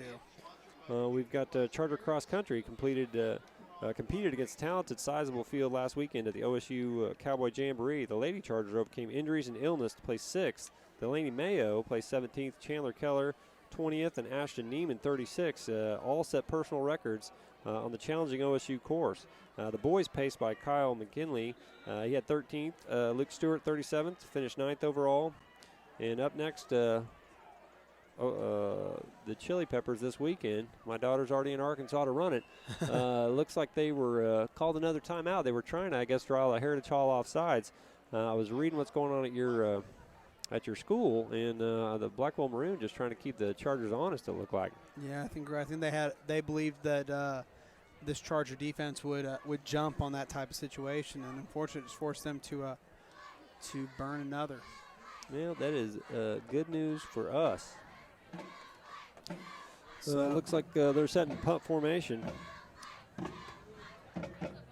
Just so you know, if you want to get the latest Heritage Hall Charger updates and you can't always tune into the broadcast, please follow us on AHA Chargers TV on Twitter, Instagram, and Vine, and like us on Facebook for updates, special features, and more so you can be a part of these games. Well, we don't have anybody back. It looks like they're looking for the fake, but the Blackwell Maroon do punt it away. And the ball's up about the 40. Oh, a little bit of a Charger bounce going. Number 7 catches it, which he maybe should have let that bounce, see if it rolls his way. That's Brandon Morrill. But give the Chargers good field position once again, starting on the 40-yard line. Yep, we've got 6 minutes and 48 seconds left. The Chargers have plenty of time for them. They seem to score in about 1 or 2 play spurts. I'm happy to say not having to wear out Connor too much on offense, so we're getting more Connor on defense tonight. And more Tank. Yeah, the Chargers playing well. We'll see if we get another dose of Tank on this drive or not. We've got Connor McGinnis in the backfield. Tank Love with him. Tevin McDaniel. The pump fake. It's not open. He was looking for Callahan Walker, but Callahan with a double move couldn't break free. Connor McGinnis goes down hard. Connor's brought down by who's he brought down by? Number 58, Lane Turner. Yeah, that seems right. Yep, I mean, there was a lot of guys back there. They were looking for the double move with Callahan Walker, but when it wasn't there, Connor McGinnis did not have a lot of room to scramble and went down for a sack. It's going to bring up second about 12. Yeah, they're on second and 12, Charger 38, or Chargers on their own 38-yard line. Well, we're looking like we were going to go for the long pass again, but we'll see what we can do here to get some positive yards. 4 receivers out, Tank in the backfield. Connor McGinnis looking to throw. He's under pressure. He's able to run to the outside. He decides to keep it and run. He's got some room. He gets the first down, cutting back to the left. He's not going out of bounds. He's coming all the way across field. Connor's at the 30. He cuts back to the left. He's the 20. The ball's out. Callahan Walker with the recovery, and Chargers will pick up the series on the 20-yard line. That is a nice run for about 40 yards, but I think he ran about 80 yards. He went from one sideline to the other, kept cutting back and forth. Oh, my heart can't take these plays. I have to sit down for a minute after that one. Beautiful run. He just, Connor McGinnis, as soon as you think he's going to zig, he zags, and a nice run from him. Chargers setting up on the Blackwell 19-yard lines where they're spotting it for the 1st and 10, and good awareness by Callahan Walker, getting ready to set up the block, but looking for where Connor's cutting. So when he sees the ball come out, he gets right on it. Yep, that is a smart play by Callahan. A little mix up in the backfield. Connor McGinnis has nowhere to go. He's pulled down by number 11. Like Zach Brown and the rest of his band. Zach. And Chargers set up second and 12 from the Blackwell 21-yard line. All right, 2-yard loss on that sack. Yeah, it looked like some miscommunication in the backfield between Connor McGinnis and the running back. And he found himself just trying to get as many yards as he could. All right, Connor McGinnis in the shotgun per usual with Tank Love back there with him. 4 receivers set out, 2 up, 2 down. We got second down. Connor McGinnis looking to throw. Looking at Cole McDaniel. Blackwell He can't getting quite back break there. free. So Connor's going to keep running. He's pulled down to about the 18-yard line. Set up 3rd and 9. Yeah, Connor taking a few hits. Last few plays. Blackwell's got a good-sized defensive line, and they are looking for opportunities to create holes in our O-line. Getting back to Connor on back-to-back plays. Well, Connor McGinnis was he was looking at Cole McDaniel cutting across the field, but there was just too many Blackwell players between the two of them, so he smartly does not throw the ball, but can't get much on the scramble. That's going to bring up 3rd and 9, as you said. It's going to be a timeout at Heritage Hall Chargers. First Charger timeout of the first half. While we take this opportunity in the first half, we want to continue telling you what is going on around your Heritage Hall. The Charger Fast Pitch softball team played a tough schedule this year, unfortunately ending with 2 district tournament losses to Jones, one of the favorites in 3A. Kaylee Scott led the team in batting with a .540 average, 8 doubles, 3 triples, and a home run, and 18 RBIs. Sophie Bondurant finished the season with 80 strikeouts and 79 innings on the mound while collecting 7 wins for the Chargers. The team loses some great senior leadership, but is stocked full of young talent. Stay tuned for another exciting season next fall, and congratulations to the girls on their season this year. Yep, that's a good series good season for the softball team. They did a good job. They did. And the team we always can talk well about at Heritage Hall is the Heritage Hall volleyball team. They're gearing up for district playoffs, coming off an impressive sweep of 4A number 4 ranked Oklahoma Bible Academy last Tuesday for senior night. You can watch the entire showdown on demand in the Charger Vision archives at hhchargers.tv. The final regular season volleyball matchup is at Christian Heritage Monday at 6 p.m. Onward Chargers. All right, we're getting back on the field. We'll see what the Chargers can do with the 3rd and long. They've been able to march down the field so far this half. We'll see what they can draw up here. Connor McGinnis not afraid to run it, not afraid to throw it. The Coach Bogert has all the confidence in the world in him. Callahan Walker and Dawson Everett are the 2 wides. Tevin McDaniel, Cole McDaniel, the inside. They're coming. Connor McGinnis quickly throws it away, trying to throw it. I think they were setting up the screen to Tevin McDaniel, but the rush was on. Too many Blackwell defensive linemen coming. Dane Thomason getting there to Connor and creating pressure, forcing him to throw it away so as not to have the loss.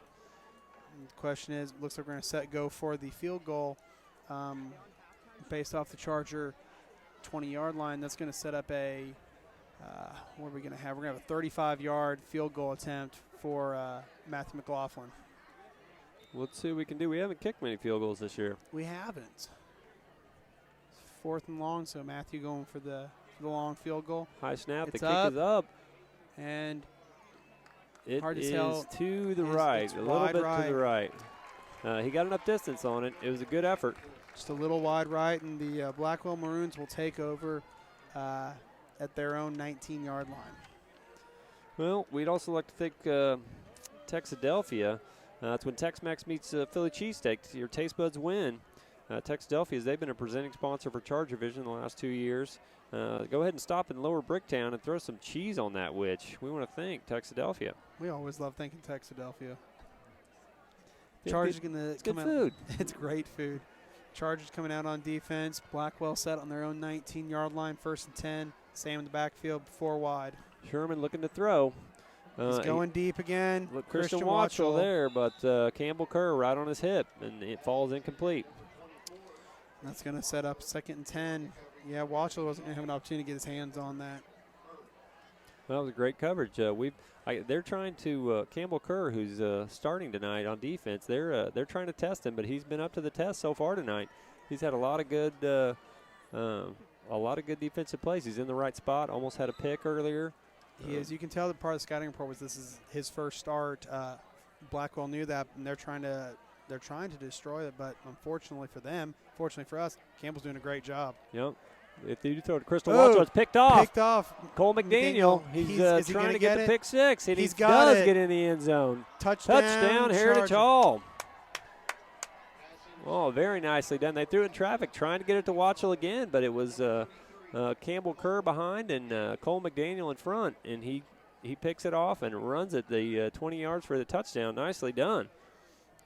You know, we talked before the game about John Strayhorn, being a favored receiver for Blackwell, but at the same time, Christian Watchell coming into this game had a lot of yards. He had 20 catches for 201 yards, and he had 3 of the 6 touchdowns that Sam Schumann has thrown. But we're seeing tonight that Charger defense up to the task. Well, I like getting a pick six every game. This is much to my liking. We could stand this, I think. Oh, yeah. We could get used to these types of things happening, couldn't we? It looks like we're going with the traditional extra point with Matthew McLaughlin. He was just out there and missed a field goal, but that didn't seem to hurt the Chargers at all. The defense decided to score. The extra point is up, and it is good. And I'm going to go out on a small limb for us, and I'm going to call that our Steelman Clinic takeaway of the game. Anytime we get a pick six, it's got to be take of the game. Yes, nice call. You know, we want to appreciate the Steelman Clinic for all they do. Steelman Clinic, we're losing weight's a winning game. Get in the game, call 755-4600. Steelman Clinic takeaway of the game, number 33, Andrew McDonald. Yeah, Cole McDaniel. Cole McDaniel. What am I doing? Yeah, number 33, Cole McDaniel getting the pick six. That was Andrew McDonald was last week, but I can't keep my pick sixes straight. I want to get a pick six every game, so we get confused a lot. I got to get my pick sixes. This is the biggest problem. We have so many pick sixes, I can't keep them straight now. You know what? That's a problem I'll live with. Yeah, no kidding. Nicely done by the defense. They've been playing good all night. Only gave up, what I'd say, a short field touchdown with a 50-yard drive by Blackwell, but the Heritage Hall Chargers defense has been playing great the last few weeks. Absolutely. You know, yeah, like you said, the only one that they have had an opportunity to convert on was that short yard situation where they started inside the Charger 45 and took advantage of that. But everything else, Heritage Hall defense been up to the task of keeping them at bay. Matthew McLaughlin kicking off. Is it going to go out the back? It's going to go out the back. They're going to let it roll out the back. It looked like Christian Watchell was thinking about catching it, and a little confusion. It goes right in between him and in the end zone. Yeah, right between him and number 14, John Strayhorn. I don't know if they knew who was supposed to jump on that because they had a little bit of run room, but they're going to take it at the 20 instead. Yeah, I think, like you said, they were a little confusing. They were looking at each other. Your ball. No, my ball. It goes right in between them for the touchback. All right, well, it's the Chargers defense. They don't get a rest. They're back out there. We've got 3 minutes and 48 seconds left before halftime. Campbell Kerr covering on the one side, Connor McGinnis on the other, and a lot of Chargers in between. All right, looks like they are going to run. Nothing there. No success on the run play. No success. Brought down by a Charger gang tackle, spearheaded by number 19, Andrew McDonald. Yep, I mean, that's they spread out the field, and they're trying to open up some lanes for the running game, but the Chargers seem to be too fast. So they're all there. The line's playing very well. They forget we run the ball so much, our defense practices against run game every day. Well, we've got we're playing like a 3-4 defense. It looks like three down linemen and then linebackers there to clean up the mess. It's a quick throw to Watchell. Campbell Kerr there for the tackle at the 20-yard line. That's just no gain there. No yards. Campbell Kerr again playing very good defense. You know, they've pinned him up on Watchell tonight. And Bogert must like what he's seeing Coach Bogert, because he has not changed a thing. And Campbell doing a good job of keeping Watchell at bay. Yeah, that's good defense. That's going to set up a 3rd and 8 opportunity for the Maroons from their own 22-yard line, showing 4 wide. All right, it looks like, they're the reverse. And Watchell fumbles it. Who is that? It landed on it. That's number 43, Tevin McDaniel. Nice play. Pokes it right out of there. He was in the backfield kind of messing up the play. He decides to poke out the ball and fall on it. Nicely done. The Chargers going to start off on the Blackwell 11. Man, Tevin McDaniel, he was at the right place. They were trying to reverse the ball. I don't know if he was going to run it to the right or set it up for the throw, but Tevin McDaniel didn't give the opportunity. He just poked it right out and kind of looked like they were going for a little bit of sneak there with the reverse, but with Watchell coming back inside. But fortunately for us, we read it like a book. Yeah, Tevin McDaniel, great field awareness. as always. All right, that's going to be Heritage Hall's ball on the 12-yard line. Connor McGinnis under center, pitches it back to Tank Love. Tank looking for an opening. He cuts it straight up field to about the 5-yard line. It's going to set up a second and short, but Cole McDaniel showing a little bit of pain, gimping around a little bit, but he's going to stay on, it looks like. Maybe just a little bit of a stinger. Well, Tevin McDaniel, that was still a very good turnover by him. I think he's one to see if he can get his hands on it for the touchdown. He did, but Tank Love with a nice run there. But smart play by Tevin. The ball's on the ground. You're in traffic. You don't try and pick it up and run. You just get your body on it, completely cover that ball. Don't let them get hands anywhere near it. All right, 2 minutes, 2 seconds left. Connor McGinnis in the shotgun. Hands Tank it to Love. Tank. He's coming right down the pipe. He looks like he's tackled right around the 1-yard line. He's shoestring tackled just short of it, but is it going to be enough at least for the first down? It will be. It should be first and goal. First and goal to go from the Blackwell. Looks like it's going to be the Blackwell 1. Say that 5 times fast. That's exactly where we wanted. It could be a big dose of Tank here.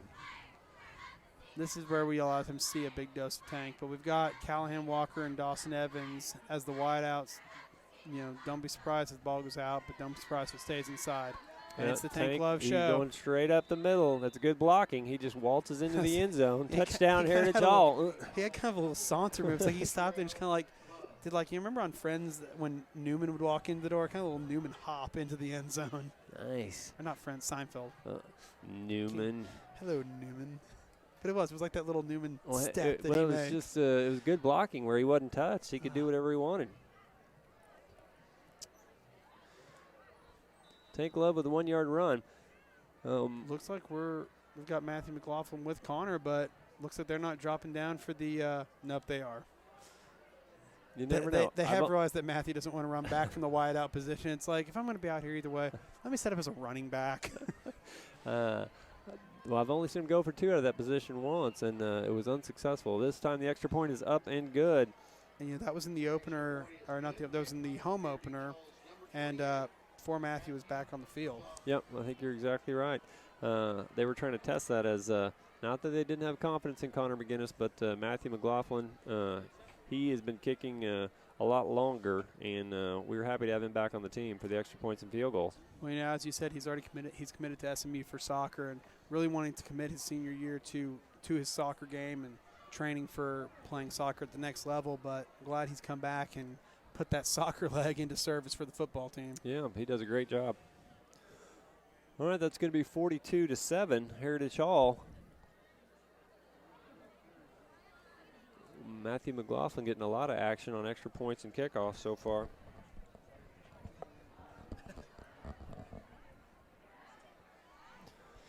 All right, Chargers set up for kickoff here from their own 40-yard line. Minute 38 left in the the second quarter. Chargers up 42-7 over the Blackwell Maroons, though. Yeah, the defense is just playing very, very well tonight. I mean, the offense has gotten great field position. This kick's going to be returnable. John Strayhorn has the ball. He's at the 10-yard line looking for a lane, and it is not there. Campbell down. Kerr brings him down at the 16-yard line. Ball kind of popping out of his hands. Strayhorn pulling it right back in, though. Thought he might have lost it for a second. I think so, too. I think you're exactly right. I guarantee they've worked on that, I guess, this week in practice. I mean, they always try to poke the ball out, but they are doing that a lot so far tonight. Their hands are all over the ball. They're doing a great job when you go for the tackle on the running man and you have to sometimes sweep behind him. That when you sweep behind and put those hands on, that first hand swats the ball as the second hand grabs the body. It must have been a point of emphasis. All right, Sherman is in the shotgun. Looking to throw per usual. Tank trying to get in the backfield, and he throws it away. He was under duress. He threw it long, but he didn't have much choice. They had Tank Love was about to introduce himself to to Sherman. Ball intended for looks like number 6, Brady Bertner. But yeah, Tank introducing himself in the most severe way possible. All right, we've got second down and 10. We're minute 32 left. Sherman back there. He does have a running back with him this time. Chargers with 4 on the line. He does give it to the running back, but Bertner has the ball, but he's brought down by Tank. That's going to be third about 8. There's just they're not getting much on the ground and they're not getting much in the air. They're not. That's why they're going more to the ground game. This team that's known for throwing the ball, they're not getting very far with the air games. It's like, well, see if we can open up some run lanes. And fortunately for us, we're not letting them. And you can tell they're going to start getting frustrated here. That's what we want. On senior night for them, nonetheless. They had a lot of seniors out there. They had a lot of seniors out there. All right, Sherman looking to throw. It's another quick pass. The defense is coming. And crushed by that's Tank, and he was from behind. Bryce Sobranis getting running from behind to be able to catch him. The two running backs getting in there together. Brady Burtner Brady Burtner once again is the receiver, but Derek Sanders, nothing to have on it. Derek Sanders slowed him down, and then Tank and Bryce cleaned it up. You know, Bryce is kind of like turning into mini Tank because he plays very similar game, very physical, fast game, but just doesn't have quite the same size. Yeah. But I like seeing the two of them playing together, whether it's on the offensive or defensive end of the game. They play very well together, and they complement each other's skill set. Well, the clock is running down. Blackwell is set up to punt. But don't be surprised if they try and put one in the air here. I don't know if they're going to call timeout right before. Or they're just going to take it in the locker room, it looks like. I didn't realize how much time was on the play. On the snap clock. Yeah. But, yeah, they're going to take it into the half. Halftime here in Blackwell, Oklahoma. Your Heritage Hall Chargers lead the Blackwell Maroons 42-7. All right, well, we can do a quick scoring recap for you, but it's been all Chargers. We've got Connor McGinnis with a 20-yard run to start it out, 7-0. Tevin McDaniel with a 45-yard TD catch on a beautiful throw by Connor McGinnis. Made it 14-0. He had Cole McDaniel on the 2-yard shuffle pass for 21-0. And then we had a turnover. Blackwell got the ball at midfield, and they were able to march down and get a score on a Watchell 4-yard TD catch. They made it 21-7. Then Connor McGinnis with a great run to the outside, a 51-yard run. And he cut back to the right, made it 28-7. Then Cole McDaniel with a 20-yard interception, made it 35-7. And then Tank Lover saunters into the end zone to make it 42-7 right before halftime. So your Heritage Hall Chargers 42, Blackwell 7. This is how we like to start these games. Not sure what we've got coming up today for a halftime show. Looks like the Blackwell band is about to take the field. So we might give you guys just a minute here to enjoy a little bit of the musical soundings of the Blackwell Maroon Marching Band. Enjoy. We'll see you at the start of the second half.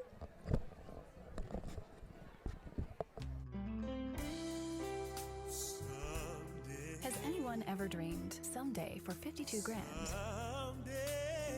I'll drive a Hyundai Equus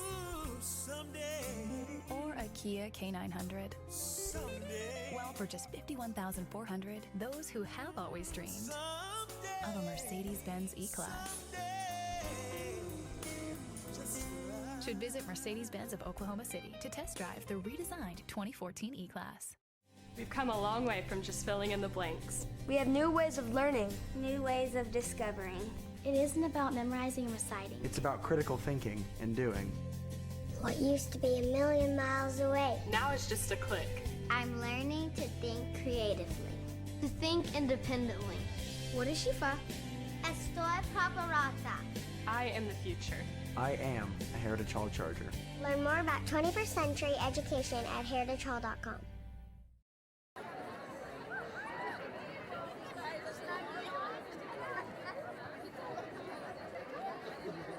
You may begin your performance.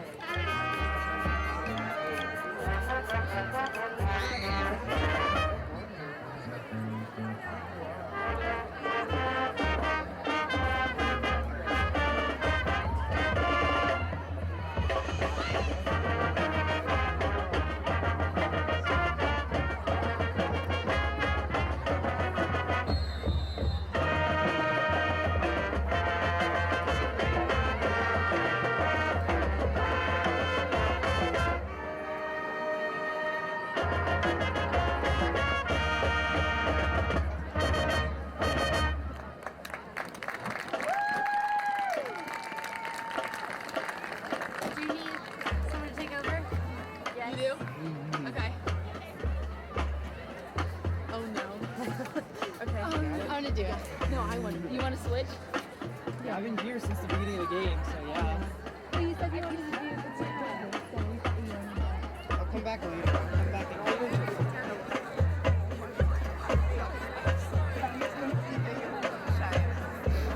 No, it's Ashley.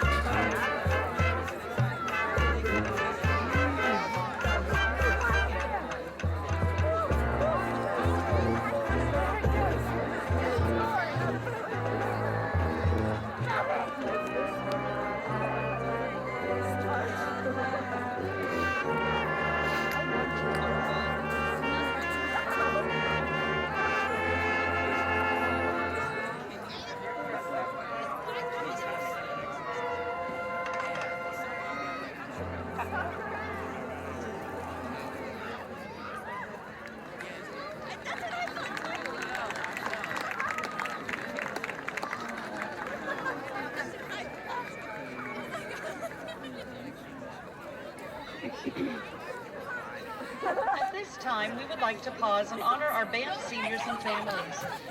We are honoring each of these fine students for their years of commitment, hard work, and dedication to the Maroon Band program. And we are honoring their parents and families for their unwavering support. For senior recognition, each student will receive their senior uniform cords. These cords will be pinned on by a family member and displayed proudly, representing each student's senior status. First, we have Matthew James Corbin. Matthew Corbin is the son of Darina Corbin and John Cox. His honors include being an active member of Peer Helpers for 5 years and painting 2 murals with the Blackwell Art Department. Matthew's favorite band memory was spraying Mr. K with silly string after the band received a superior rating at district band contest. Following high school, Matthew plans to attend Newmont University, study game design, and pursue a career with GameStop. Thank you, Matt, for all of your hard work.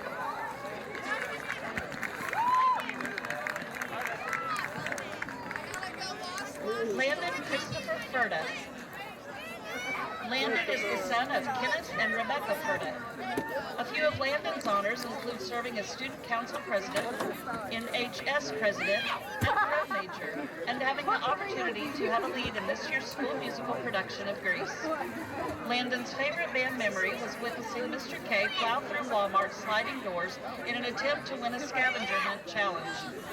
Following graduation, Landon plans to attend a university with an excellent engineering program with the intent to pursue a career in mechanical, aerospace, or materials engineering. Thank you, Landon, for all of your hard work.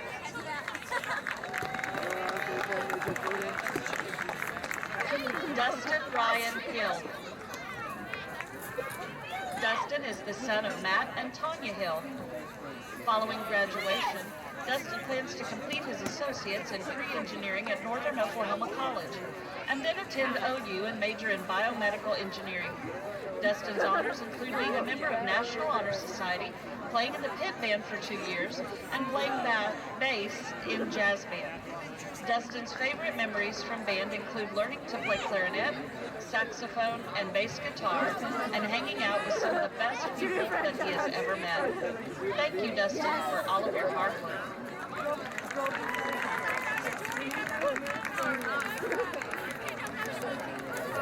Philip Mark Allen Hudson. Philip Philip is the son of Jay Wade and Melissa Hudson. A few of Philip's honors include playing the drum set for the school musicals and jazz band, serving as drumline captain, and performing with the Northern Oklahoma College Concert Band. His favorite band memory is when the judge did not hear the wind chimes at contests his sophomore year. Following graduation, Philip plans to attend Northern Oklahoma College and play drums for the Roustabouts. He then plans to attend Southwestern Oklahoma State University and study mythology. His ultimate goal is to complete a doctorate. Thank you, Philip, for all of your hard work.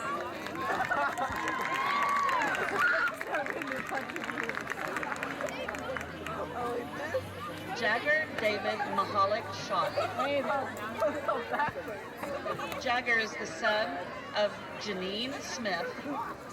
Jagger has already started his post-graduation plans by enlisting in the United States Army earlier this year.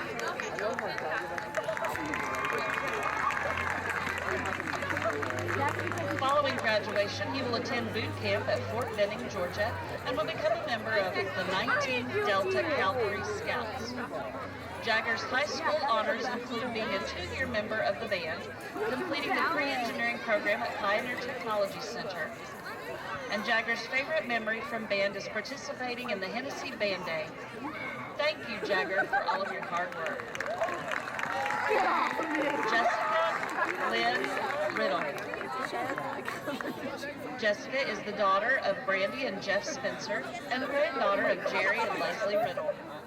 Following graduation, Jessica has received acceptance to Northern Oklahoma College in Enid and plans to apply for the nursing college following the completion of the nursing prerequisite courses. Jessica's honors include receiving an excellent rating for her junior color guard solo, being in band for 7 years and color guard for 3, and serving as this year's color guard captain. Jessica's favorite band memory is having the opportunity to perform with both her older sister and her younger brother during the past 7 years. Thank you, Jessica, for all of your hard work.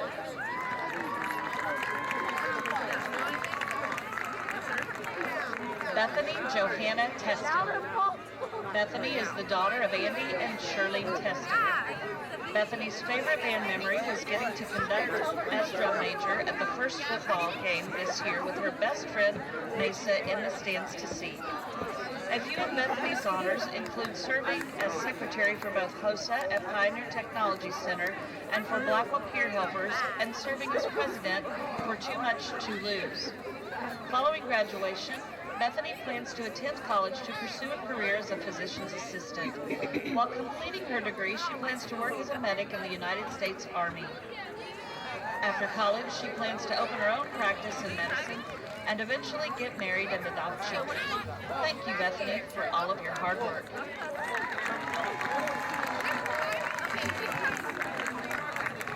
Landon Drew Wynn. Landon is the son of Cindy and Darren Wynn. Following graduation, Landon plans to attend the Digital Media Institute program at Northern Oklahoma College and then complete a degree in computer science at Oklahoma Baptist University. Following college, he plans to work in the gaming industry or open his own business. Landon's honors include being a member of Red Carpet Honor Band and Northern Oklahoma College Band. His favorite memory was when band members created a human ladder in the band hallway his sophomore year. Thank you, Landon, for all of your hard work.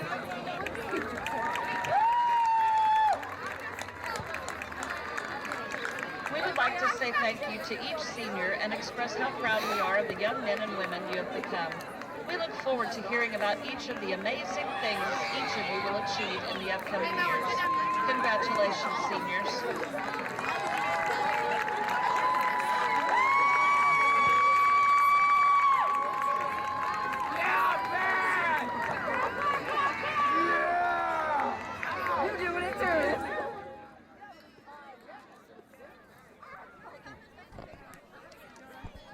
Welcome back to Charger Vision. I hope you all have enjoyed watching the Blackwell Maroons Marching Band and Senior Night events. I'm Andrew Davis here with Mark Carlin.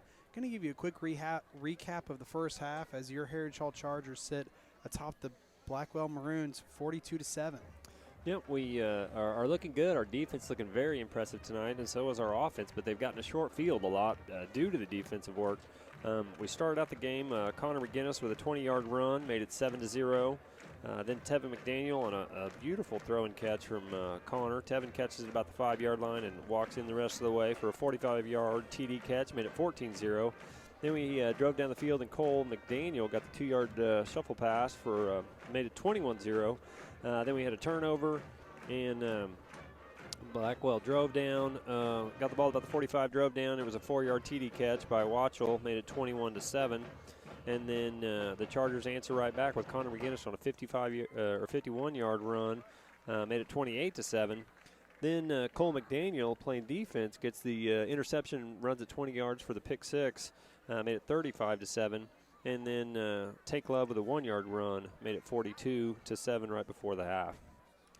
That's absolutely what we want to see out of your Heritage Hall Chargers. We had a few costly penalties, the primary one being the muffed punt return, which led to the short field opportunity for Blackwell that they scored their that one touchdown that they had in the first half. One block in the back, and then just a few holding penalties early in the first half to get push the Chargers back in some of their quick opportunities. But all in all, coming in, taking good charge of the game, and handling the few penalties we have had in stride, marching right back down the field, taking control. Like what I'm seeing out of the Chargers. I like how this game is going. Second half's going to be interesting. We're going to see, like we did last week, likely changes in personnel, guys playing positions that they don't normally play, and I think it's just everything we want to be seeing right now. It is. They're playing very, very well. I do want to tell you a little bit about Heritage Hall, and then we're going to run a video of the school. It's a college preparatory school committed to encouraging students to fulfill their potential in academics, athletics, and the arts. Want to learn more about Heritage Hall experience? Visit us online at www.heritagehall.com or call the admissions office at 405-749-3001 to schedule a campus tour. Please enjoy what we put together regarding Heritage Hall. Hi, my name is Lauren, and I'm a Charger. My name is TJ, and I am a Charger. Welcome to Heritage Hall.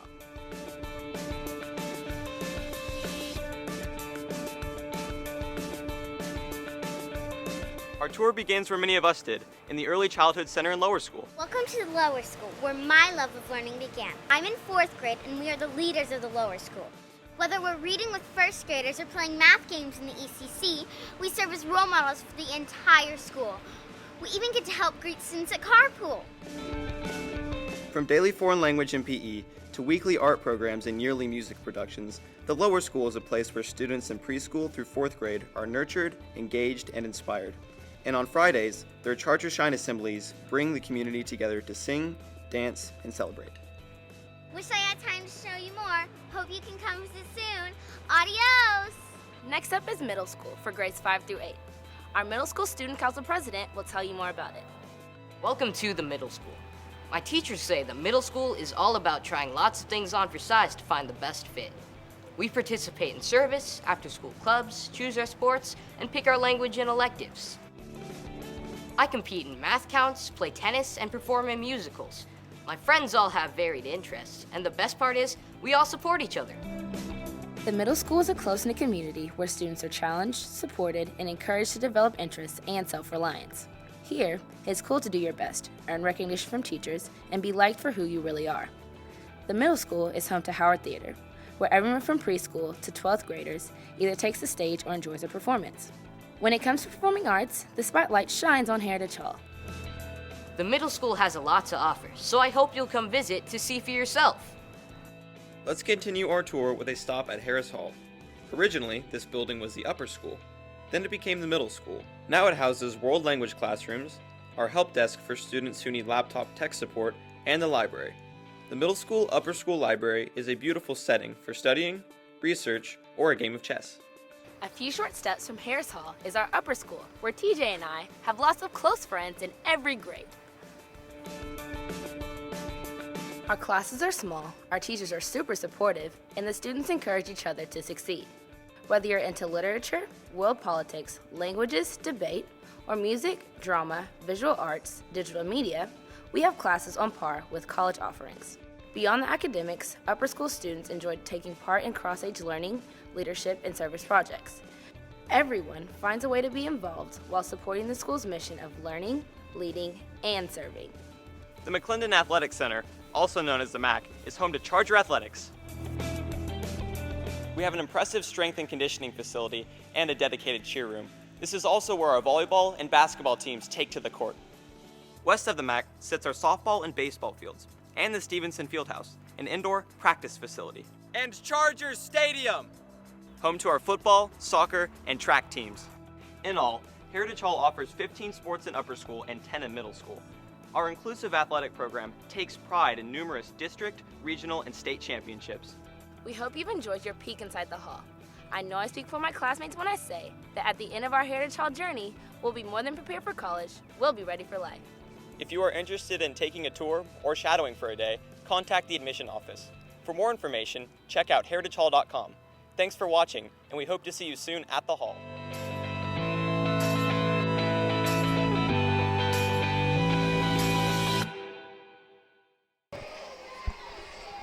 Welcome back to Blackwell, Oklahoma, where your Heritage Hall Chargers are playing the Blackwell Maroons and playing very well. They are leading 42-7. We're at halftime with about 8 minutes left before halftime. It looks like this is their version of the fourth graders versus the teachers or something like that going on the field. But I certainly like what Heritage Hall is doing tonight. What do you think, Andrew? I do too. I like the tenacity with which the Heritage Hall backfield has been playing on offense, which has really created good opportunities for Connor to air the ball out more than we normally see early in the game. And then the Heritage Hall defense has been real clean, real tight, not allowing a lot of big plays to be made by Blackwell. It's just good. It's clean football all in all. It is. We're going to revisit our keys to the game and see if the game is following suit. We've got to defend the Maroons' air assault, and they are doing that for sure. The Maroons only had one short field where they were able to convert it into points, but our secondary is playing well. We're putting a lot of pressure on the quarterback. Campbell Kerr is playing excellent in the secondary. They seem to be going his way a lot, but they're not. I don't know why they're not getting any yards out of it. I know they're going over there to Christian Washel a lot of the night. We were prepared early on to see John Strayhorn being their primary receiver, but Washel has been the go-to man tonight, and he hasn't been able to pick up a lot. Yeah, he hasn't. He's caught the ball a few times, but he's not getting any yards out of it, sometimes negative yards. No, you're right. Kerr doing a good job defending and keeping him at bay. Next key was create turnovers with coverage and rush, and obviously I'd say we are doing a good job of that with the pick six by Cole McDaniel, and then also Tevin McDaniel with a little poke out and recovery that gave Heritage Hall that 1st and 10 from the Blackwell 12. Yeah, great on defense. I think, like we said, they think they've emphasized that in practice, just creating the turnovers, and they've been doing it with an interception and a few fumble recoveries. Elevate our ground game. We started out with the aerial attack for us with a couple of nice long passes and a nice touchdown pass to Tevin McDaniel, but then they've gone back to the ground and pound and doing it very successfully. The offense is looking good. The defense is giving them a short field. And then special teams, be special. We've had only a missed field goal, but otherwise they've been covering the kickoffs very well, and not much going on at special teams. Only one punt for the Chargers. Absolutely not letting Blackwell get an opportunity on the kickoffs because the Chargers have had to kick the ball off so many times at this point in the game. That's good news. But they haven't been allowing Blackwell to get past about the 22 on any returns, which is right what you want. You want to hold them inside, and then we've had a couple of touchbacks kicked out the back. Keys to the game for Blackwell, they want to deploy the air raid and increase yards after catch. They've had a real hard time with that here in the first half. They've been throwing it, but like we said, Watchell's been kind of the go-to man. He's had several that went over his head or out of his hands, and then also a lot of them that he got, and they maybe lost a yard or two even after the catch. That was pulled back in. Primarily guarded by Campbell Kerr, and then Connor McGinnis guarding on the outside on John Strayhorn, not letting him really get much of anything either. Right, they've been able to complete a lot of passes, but like I said, they've not a lot of yards because there's some negative yards plays or no gain. And the quick launch gain confidence early, that did not happen for Blackwell. They, like I said, they only scored on the short field that they had after a turnover, but otherwise they haven't gotten much offense at all other than that series. The more I go through my mental catalog of the first half, that one series where they scored, they only had I think they had 3 first down completions in that series. But outside that series, they've only had 1 or 2 first downs on the game. Right, I agree. They have not moved the ball much at all, which is a credit to our defense. And then finally hold ground. They wanted to, limit damages. They want to stay healthy. Haven't had any major injuries on either side of the field. A couple of stingers here and there, but no one having to leave the field for anything. So they're being successful in that point. Both teams keeping their players healthy tonight. And then hold ground, win in the trenches. They've only gone to the ground game a couple of times on offense. Haven't had a lot of success with that. And then as far as holding their ground on defense, they're not. When we look at the Heritage Hall Chargers having 42 points, they're not holding. Blackwell's not holding their ground. They are not winning the battle of the trenches. The quarterback has been under duress for the Maroons. Sam Sherman, he has been forced out of the pocket or forced to throw it early a lot. So our defense is in the backfield a lot, like we talked about the turnover from Tevin McDaniel that he poked out when they were trying to run some type of reverse. And then Connor McGinnis, in our ground game, been able to do pretty much what we want. So I would say we're winning the battle of the trenches, and the Maroon are not. So that's, like I said, a credit to our team. We're playing very well tonight. It's similar to last week's game with our big lead, and I'm excited about it. Biggest difference right now watching the Heritage Hall faithful in the stands, and they look a little colder than they did last week. They definitely do. The score is the same, and they're enjoying themselves, but the temperature is much different. This is what we want to see out of high school football, but I think that second half's going to be interesting to see what happens, because we're going to have, like we were saying at the half, we're going to have a lot more guys in the lineup, changing personnel changing positions, trying out different areas on the field. So going to be a similar concept to the second half last week at home, but just if that's our biggest issue, is that at the second half every game we're throwing people over the place to try stuff out, I'm great with it. Well, we talked about how good that is to get the young guys experience, and I think we're going to see a lot of the younger guys get some more playing time tonight. We've called Max Turntime's name a lot on defense. He's been able to do a good job of stopping a lot of those screen plays that they're trying to run. But we'll see who's going to be in the lineup and where in the second half. Like you said, I think we're going to see a lot more guys get some playing time just based on the score. Absolutely. I think that it's going to be a good mix-up game in the second half. But all in all, good, clean football. A few things to button up next week. Want to make sure we work on that on the punt return game, as well as being careful to not have too many holding penalties on offense. But the holding penalties are somewhat the nature of the heavy run game that Heritage Hall loves to run. Got that many people trying to create holes. It's going to happen, and all in all, not too frequently in the first half. Right. It negated a few big yardage plays for the Chargers, but we're getting nitpicky. The score's 42-7, and we're playing very, very well. We need to keep it up. Absolutely.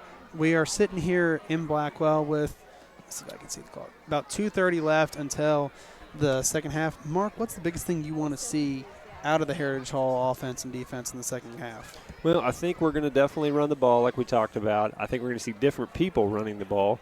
Maybe Bryce Abranis getting some more experience. Our line is playing very well. We're not so deep in the line. We can play a lot of different people there, but we are deep in a lot of our skill positions. So we'll probably see a new quarterback eventually, and some new running backs, and just getting the ball to some different people and getting them experience. That's what I like to hear. We want to go maybe to a quick commercial, one of our wonderful Heritage Hall sponsors, and we'll be back to start second half. Head on down to the Charger Quarter to buy your latest in-school apparel. Range from t-shirts to sweatpants and even those nifty bleacher seats. You'll always find the perfect Charger gear. Not only will you show off your Charger pride, but you'll be helping improve the school in many ways, such as classroom and activity funding. Come Monday, Wednesday, Friday, 10 to 2. Tuesday and Thursday, 10 to 4. And don't come Saturday and Sunday, because we won't be there.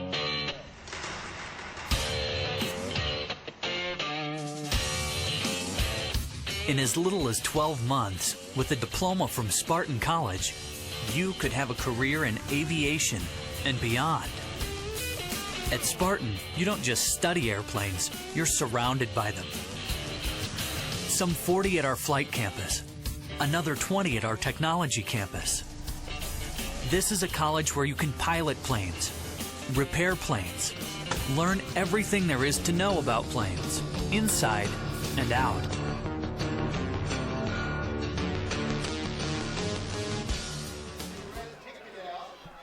Welcome back to Charger Vision, live from Wheeler Houston Field in Blackwell, Oklahoma.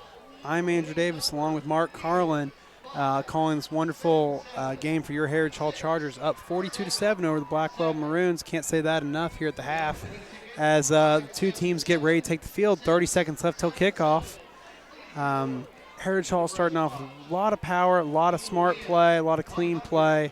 Only a couple of misses that gave Blackwell an opportunity to get into the red zone one time for a score.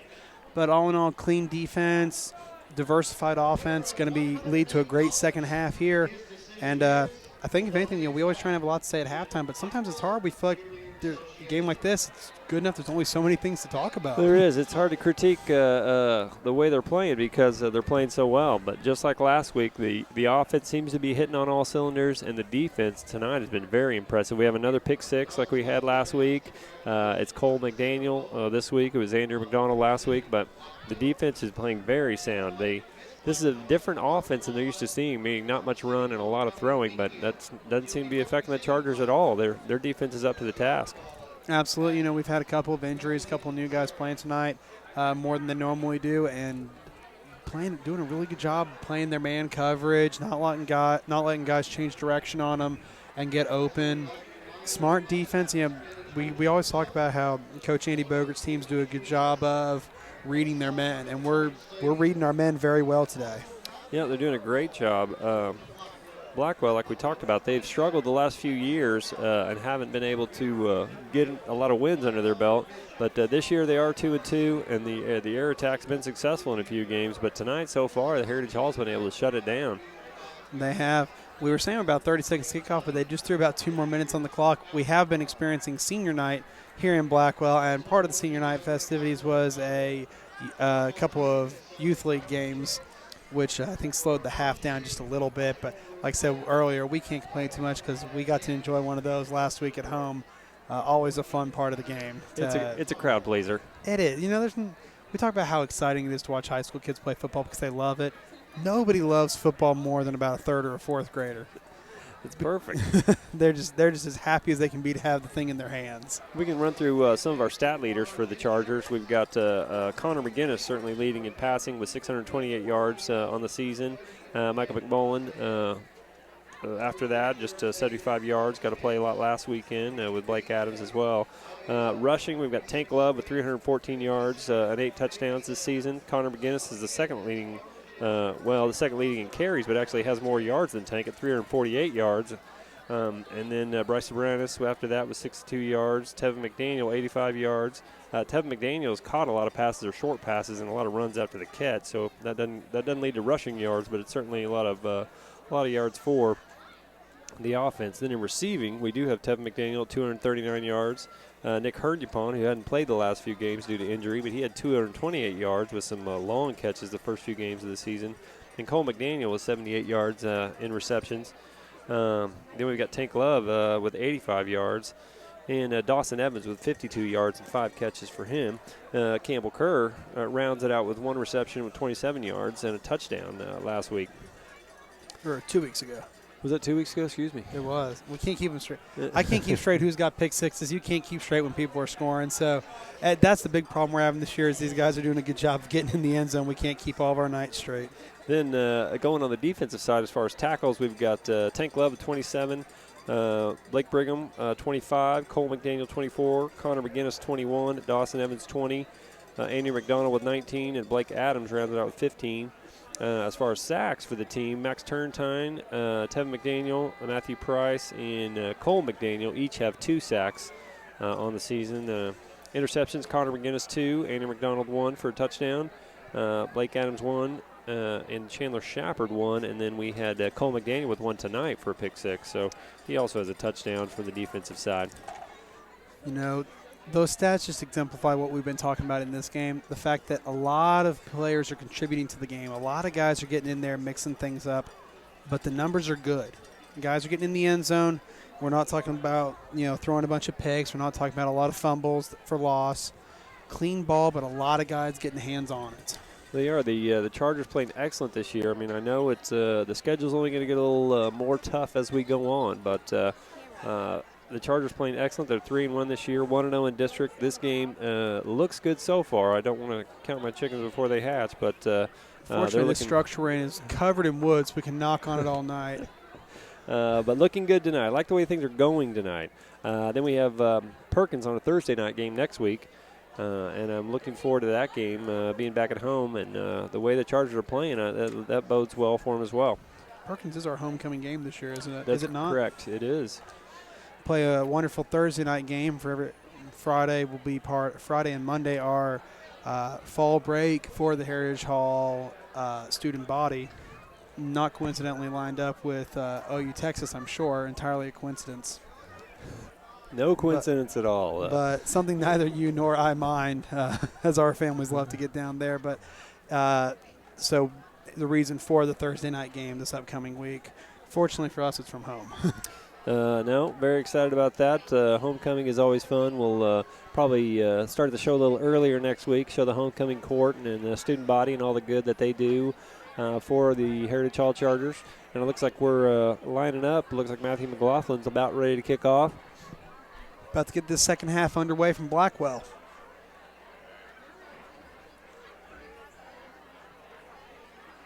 We'll see who, if we're going to have the same starting defense out there. They've played excellent so far tonight, but I know they're going to be substituting in. I just don't know exactly when Coach Bogert's going to want to do that. Yeah, a game like this, you can see this happening very early in the second half, or you could see it kind of fading into end of the third quarter, first to fourth, to make sure that things are buttoned up a little tight. Right, and we don't have as deep a team as we had last year, so you want to get these guys playing experience, but you can only go so far into the bench if you're benching that long. Exactly. And it's fielded by number 24. Is that Watchell? It is Christian Watchell, number 24, fielding the ball. Gets down to the 20-yard line. That's a pretty good run back from them. And then he is brought down by Garrett McGinnis, number 17. Yep, we're going to be struggling with some of the players. As like we said, there's going to be some guys that haven't played as much as the starters, but they're getting good experience. Now we got to learn their names and numbers as well. Exactly. It looks like we're sticking with pretty close to our starting defense here to come out in the third quarter. And like you said, part of it's just the reality of depth. All right, Sam Sherman in the quarterback in the shotgun. They start with a handoff to 23, but there's nothing there. Number 23 for Blackwell is Clayton Lester, and he gets no gain on the play. Yeah, I mean, the Chargers, they try to spread you out and try to throw in a run just to keep you honest, but we have not given them anything to run on. I mean, and that's actually going to give them a 2-yard loss for a 2nd and 12, pulling back their own 18-yard line. I think that's only the 5th or 6th rushing attempt we've seen out of Blackwell tonight, and I think there's only been one for positive yards, and it was a short positive yard. All right, Sam Sherman back there looking for the snap. He's got 5 wide outs. It's a quick throw, but Cole goodness, Cole McDaniel tips it, but number 10 does make the catch. He's at midfield. Callahan Walker trying to bring him down. Billy Moore brought down by Callahan Walker. Chandler. Campbell Kerr and Dawson Evans getting there to lend a hand. That is crazy catch. Billy Moore with the catch, but Cole McDaniel, I think, had big plans for another pick six. It went right through his hands and tipped it up, and the reception was made for a big gain for Blackwell. That's the risk you take when you go for the pick like that. This is a bunch formation. It was a quick pitch, but there's nothing there. Yeah, there's a flag on the play. I'm not sure what they're going to call it. False start on Blackwell. Yep. I mean, they were in a bunch formation to see if they could kind of sneak the ball in behind some blocking, but trying to pitch a reverse to Christian Watchell, but he might have not been the only man in motion. That's right. Everybody wants the ball. Everybody thinks it's their turn to take the ball. It's like, okay, now we're at midfield. Now I'm ready. Now I'm ready to jump in. All right, it's going to be still first down, but it's going to be backing up Blackwell to about the 49-yard line of the Chargers. First and 15 for Blackwell. Sherman's going to have 5 wide, 3 up, 2 down. Sherman back to throw. It's a quick pass, number 9, and our Number 9, Blake Husted with the catch. He's being guarded by number 9, Blake Adams, who gets a little bit of help from number 33, Cole McDaniel. Yep, that's a gain of about 6 yards. Going to bring up 2nd and 9. Sitting on the Charger 43. Sherman in the backfield with looks like Clayton Lessard back there, but he's helping to block. It is picked Max off this time with the Max pick. Turntime, our feature player. He's cutting it upfield. Gets to about the 45 to the 36-yard line. Nice interception by Max Turntime. Nice job by Max. Gives Chargers great field position starting on the Blackwell 36-yard line. You know, going into tonight, Sherman had only thrown 6 touchdowns, but only 4 interceptions. Tonight he's got 1 touchdown and 2 interceptions to go with it. The Heritage Hall defense doing everything they can to mess with Sherman's stat line. They are, definitely. That was a good defense. Again, our defense has been playing great. Max Turntime cuts in front of the receiver and does pick it off. Well done. Gets the offense a great field position. Connor coming in with the huddle to set the play, see what we're going to start the half with. Yep, we've got Connor McGinnis and Tank Love in there still. It's the usual suspects so far in the second half.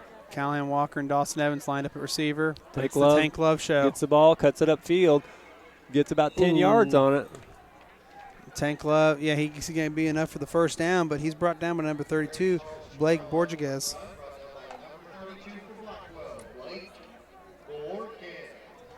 Or they're saying it as Borges here, but anybody's guess is good. Anybody's guess is good tonight. It's 2nd down and short. I thought he had enough for the first down, but they did not give it to him. No, they're spotting him 2 yards short. I'm with you. I thought he had it. All right, Tank Love with the run right at the middle again. He's still on his feet, still twisting and turning. It takes a whole team to bring him down.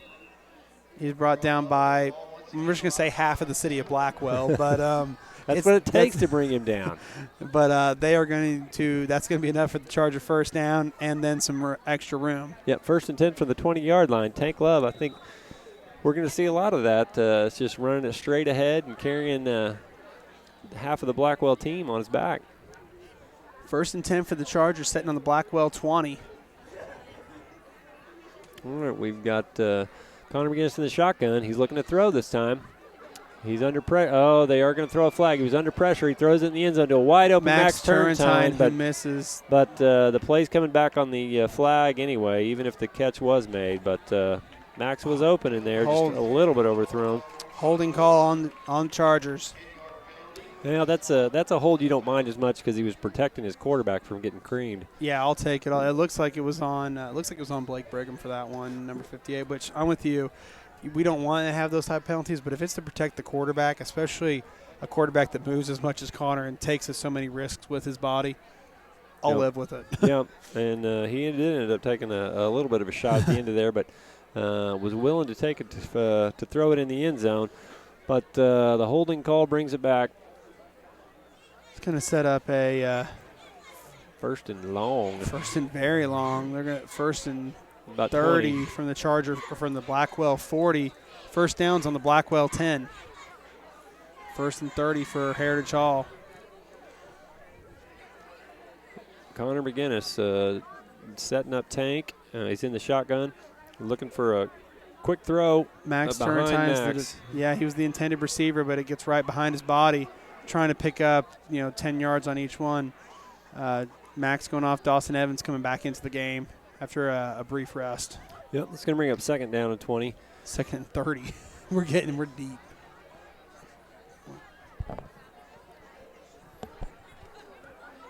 All right, so the Heritage Hall setting up, seeing if they can get some positive yards after the penalty.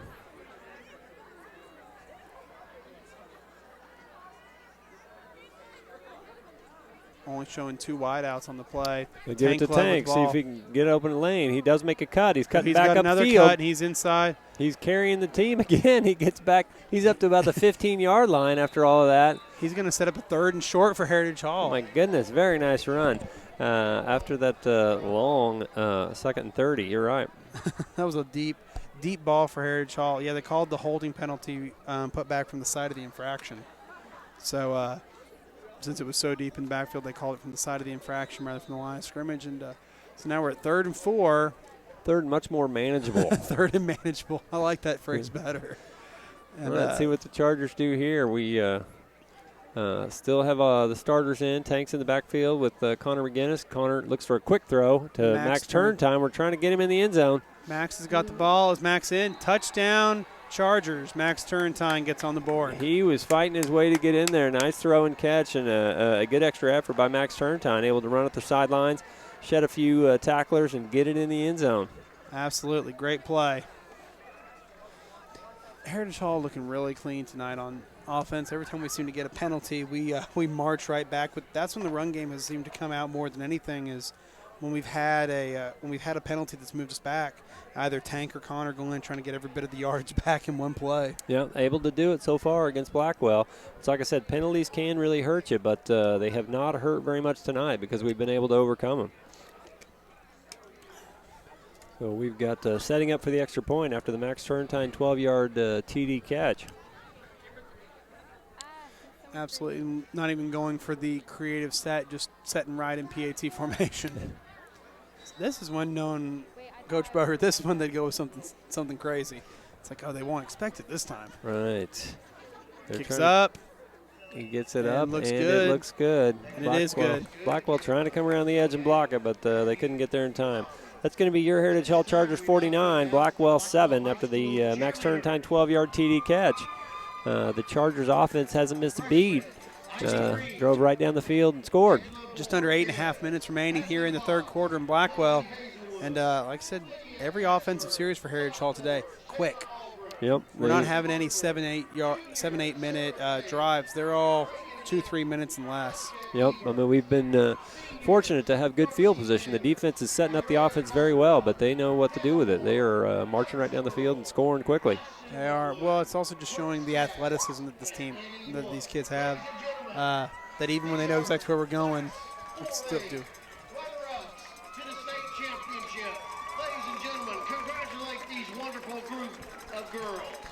Well, the Heritage Hall Chargers are looking good. They're about ready to kick off again. I know Matthew McLaughlin, his leg may be getting tired. He's kicked off so much tonight. I think he'll live with that, too. He's going to be sore. He's like, I don't usually have to kick this much, but they didn't tell me I'd kick this many times when I went back to playing football. Yeah. Can't we go for 2 every now and then? They said it was like, 7-8 kicks a game, not 20. Mercy. He's earning his keep tonight, but I think, like you said, he wouldn't have it any other way. Nah. Matthew setting the ball for the kick, but Blackwell coming out and looking like they're prepared for not too deep a kick. They've got the deep man at the 15 and one just inside. I guess they're going to put him back to the 10. They're just kind of moseying back there. Yeah, Christian Watchell and John Strayhorn, who has been receiving all night. They look prepared, and we'll see where Matthew McLaughlin kicks it pretty deep. Puts it up, but it's like, right to Christian Watchell. Brought down. Man, special teams, very well done. Very nice. Heritage Hall getting in there, mixing it up. Number 6, Matthew Price making the stop. I know Derek Sanders was in there as well. Derek Sanders getting hands on him early before. Excellent special teams coverage. Absolutely. Going to set Blackwell up for a 1st and 10 right around their own 11-yard line. Yeah, I mean, we talk about how good a field position we've had all night. Blackwell, just the opposite. I feel like they are always in poor field position other than the one turnover they got at midfield. And they were able to do something with that, but otherwise they have been backed up in their own end zone, what seems like, all night. If you ever need an argument for how important field position is in a game, this game is the one you need to look at. Oh, that is a nice catch. Campbell Kerr in the right spot, but beautiful catch right over him, but he does make the tackle at about the 38-yard line. I don't know how you stop that one. When the guy can reach through, you practically can get it. I don't know how you stop that one. Well, but it was a nice throw and catch. Like I said, Campbell Kerr in the right spot, but couldn't bat the ball down. So that's going to be a 1st down for Blackwell. They are at about the 35-yard line. Another quick throw. It's tipped up and intercepted by Campbell Kerr. Nicely done, Campbell Kerr. He's been around the ball all night. This time he makes him pay on the tip drill. Yeah, Blackwell trying to throw that inside pass, and it just being a little too much firepower for the receiver, a little too much heat on the ball. Yeah, Campbell Kerr, he just had given up a reception, but he turns back around and gets the interception. So nicely done. Yeah, that's one thing I loved about what we've seen tonight is every thing we have that seems to be a small error, a penalty, we go right for getting it back immediately. Yep, come back with a vengeance. That is a wonderful job. The tenacity that the whole team has played with tonight has been wonderful. All right, so it looks like we've got a new quarterback in there. Is it Michael McMullen or Blake Adams? I can't see a number from here. I can't either. Looks like it is Michael McMullen out there with a handoff. Number 2. Was it you give it to Bryce Silverona? Said yes, it He was. did. He did, and Bryce picking up a couple of yards on, actually a loss of 2 yards on the play. Excuse me. Hard to tell where they're spotting him down. Well, it's going to bring up second about 11 to 12, and we do have a new quarterback and a new man in the backfield with Bryce Silveronis and Michael McMullen. Let's see what the Chargers can do with this group. It's a quick throw, cutting up the field, and trying to get more. Gets about 8 yards back. That's number 4, Jack Hansing, with the reception. Nice play by Jack Hansing before being forced out by number 7, Braden Morrill. Yep, very well done. That's a quick throw by Michael McMullen to Jack Hansing. Let him cut up field with a few blockers in front of him. That brings up third and about 3, it looks like. Third, yeah, you're right. We should decide third and 4 from the Blackwell 37-yard line. Nice eyes. It's the keeper Michael from McMullen. Keeper. He pitches it out to number 15, who's trying to get around the corner. Can't quite He's get gonna the be first short. down. That's Derek Sanders who he pitches it out to. He wasn't able to cut through the defenders, but he gave it a good effort. It's going to bring up 4th down for the Chargers, but based on where they are in field position, we'll see if they go for it or kick it. Looks like they're going for it. Yeah, I think once you start going to the little bit of your younger lineup, you just want to give them the opportunities to play. Yeah, well, we'll see what they can do at 4th down, but they're still out there, and like I said, they're on about the 38-yard line, so, I mean, even if you punt it, you may not get a whole lot out of it. Some confusion on where to line up from the Chargers. They've got 2 receivers on this side, 1 on the wide side. We've got 3 in. We've also got Derek Sanders lined up in the slot. McMullen with the keeper, but trying to run it, but he's going to be short. He's going to be held back about the 40-yard line, and it's going to be a turnover on downs for Blackwell after a gang tackle led by number 32, Blake Borquez. Yeah, it looked like it was either going to be a quick throw or he made the decision to run it and try to get the first down as fast as he could, but he tried to weave through traffic, but the line was able to tackle him short of the first down, and that's going to give the ball over to Blackwell. A little bit of confusion. Derek Sanders not sure if he's supposed to be on the up and wide out in the right or down in the left slot. Yeah, I mean, that's we talked about that, kind of the younger players getting some game experience, so we'll all learn from that, and he'll do better next time. Absolutely. All right. You only learn by playing the game. That's exactly right. Now we've got Sherman with the keeper. And we tackled by number 6. Number 76. Oh, excuse me. Sawyer Counts. Sawyer Counts with a tackle, and that's basically no gain. We haven't seen the quarterback keeper from them all night. He's been scrambling some back there, but that looked like a design run with the quarterback, but maybe only a yard on the play. Yeah, it looks like they're giving him 1 on it. All right, it's a quick throw on the screen pass to number 10. And the Chargers are there, tackling at the 40-yard line for no gain. That's, Derek Sanders, yeah. Making the stop. I think Jack Ross in the mix there. Billy Moore, number 10, the receiver. But like you said, Blackwell's doing a great job of getting east-west yardage, but not a lot of north-south. That's exactly right. They're getting a lot of completions for no gain. Yeah, I mean, the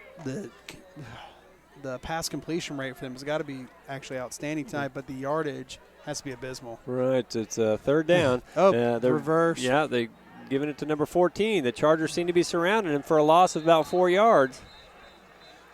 Gang tackle a little bit. Yeah, that's Strayhorn got the ball in his hands, but he had nowhere to go. Gang tackle a little bit by Blake Adams and Campbell Kerr on the right side. Yeah, I mean, that's good defense. That's Tevin McDaniel poked the ball out on that same play last time for a turnover.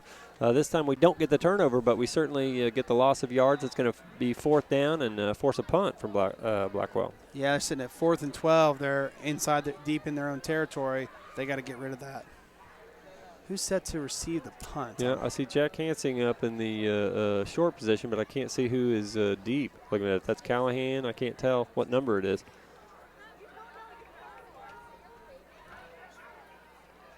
Ooh. I still don't know what number it is. They took a big hit. But he took a He took a really big hit from number number 9. 40, Mike McCleary. That was Blake Adams back there. I couldn't tell who it was. He catches it cleanly, but as soon as he makes a move, there's a couple of maroon waiting for him. Yeah, number 40, Mike McCleary, getting there and making a big hit on Blake. We've seen Blake all over the field this season. We've seen him in quarterback. Sure. Seen him, but whenever Mike McMullen's been playing quarterback, we've seen him as a receiver and now as a return man. They're just kind of utilizing him as a quarterback and athlete. Right. No, he is a good athlete. Like you said, they're trying to find out where he's going to play for the next 3 to 4 years. But he looks like he's playing them all pretty well. Yeah.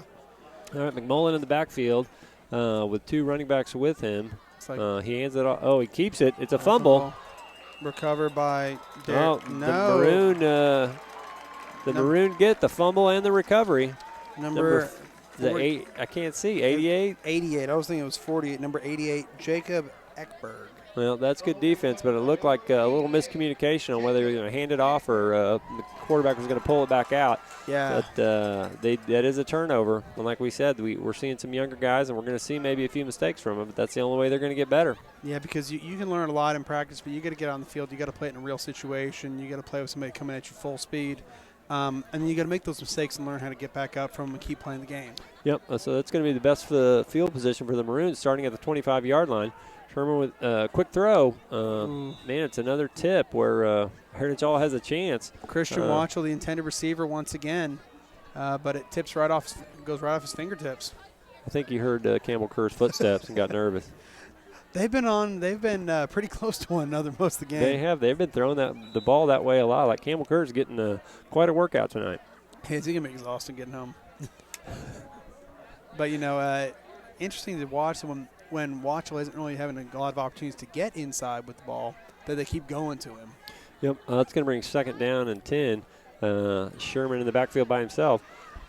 It's going to be a throw. We'll see if we can put pressure on him. Oh, it is a deep throw to Watchell. Touchdown. It looks like a touchdown. Yep, that's a nice 25-yard throw and catch. Campbell Kerr chasing the play, but it's a beautiful catch by Watchell. Yeah, it was past both of them right inside the deep hands for Watchell. Barely had to turn his head on it. Well, they've been throwing that way all night. This time they were able to connect. You can tell that that's been their intended play design all night, because that's where they've been going. It's their 2 successful drives have both been short yardage opportunities with mid-sized passes to Watchell. Yep. Kick is up high, and I believe it's good. Your Heritage Hall Chargers sitting atop the Blackwell Maroons, 49-14. Can we get a camera on this helmet? I'm having fun with this thing. The flashing light helmet. You all at home just have no idea what you're missing. Oh, here we go. We're trying to zoom in on it. Thank you to our camera staff. See, we've got a little bit of police lights flashing on a giant red helmet golf cart. Also available for parties. Surely that's not a high rent item. It's probably not booked either. Well, they have not been able to get a lot of use of that the last few years, so they are excited when they do score a touchdown. But no, it was a nice throw and catch by the Maroon. That's Christian Watchell with the touchdown catch. It's going to put us at 49-14. Heritage Hall going to come out to receive the kickoff. Once again, who has been their kicker? We've seen him only a couple of times. Yeah, Gideon Harzer. Yes, thank you. Gideon Harzer. One of those names that I'm having a hard time saying tonight. Yep, that's number 79, senior, that has been doing some unusual kicking style. Very short approach, putting the ball very high. Yeah, and deep. He's got a strong leg. Yeah, we talked about that's the Maroon were taking advantage of the short field when they've got to go over 50 yards. They can't seem to do it, but when you give them a short field, they know what they're doing. All right, we've got Callahan Walker fielding the ball, looking for a lane. Cuts to the outside, and unable to break free. It tackled about the 18-yard line. He's tripped up by number 7, Braden Morrill, number 40, Mike McCleary, together getting in there on the shoestring on Callahan. But good read by him, recognizing if he goes north-south right there, he's got nothing. Try and get out wide and see if he can create a lane. Yep. It's just good experience. We talked about that. Callahan Walker has not returned a lot of kicks, but it's a good time for him to learn. He's played a lot, been playing a ton of receiver and corner, but he needs to get on some of those special teams plays and realize that it's a totally different ball game out there because he's got a lot of skill and they're going to need him out there. Yep, definitely.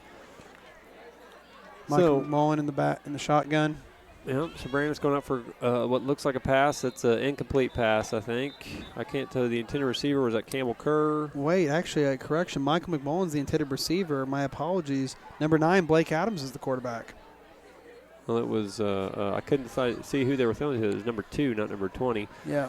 Well, we were both thinking Michael McMullen was in a quarterback, so that's what threw us off a lot. Let's bring up second down to 10. Yeah, then you put 2 and 20 right by each other, and it's going to really throw us off. But Blake Adams remained in the shotgun with Bryce Sabranis in the backfield. 4 receivers, 2 up, 2 down. All right, we'll see what Blake Adams can do. It's looks like a quick throw to Campbell Kerr, a little bit behind him. Number 20.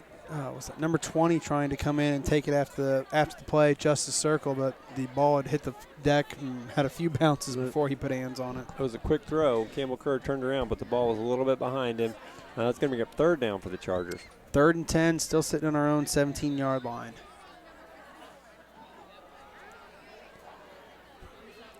Keeping Blake Adams at quarterback. Michael McMullen not on the field at the moment. We've seen him playing some receiver with Blake at the helm and vice versa, but Michael off the side. All right, Callahan Walker on the wide side looking for the throw. He's the intended. He catches it. Are they going to give him enough for the first down? It's very close. They're going to spot him over the line. That's very see close. Where they're going to put the ball. They're waving him on. Oh, yeah, it looks like it is going to be a first down. Nice catch by Callahan Walker. Number 20, Justice Circle, making the stop for Blackwell. Nice pass by Blake and good hands by Callahan on the ball. All right, first down for the Chargers. They keep the drive alive. Blake Adams still in there. It looks like quarterback. Looks like he's the quarterback for this drive. Callahan Walker, the receiver up, and Jack Hansing, the receiver down.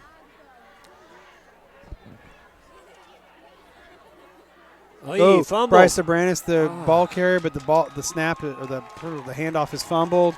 Recovered by Blackwell, number 11, Zach Brown.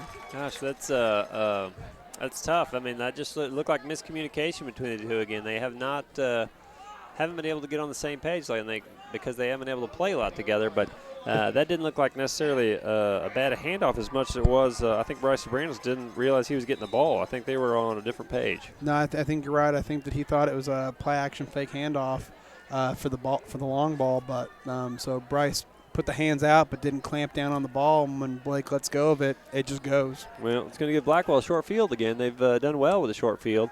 It's a keeper from Sherman, but there's nothing there. It's a 3-yard loss. Gang tackle by Heritage Hall, led by number 15, Derek Sanders. Well, the Chargers, I hate it that they're putting themselves in this position where they are turning the ball over and giving the short field to the Blackwell, because they've been very successful when they have a short field. That's when they start on their side that they can't get anything going. So hopefully the Chargers defense will be ready.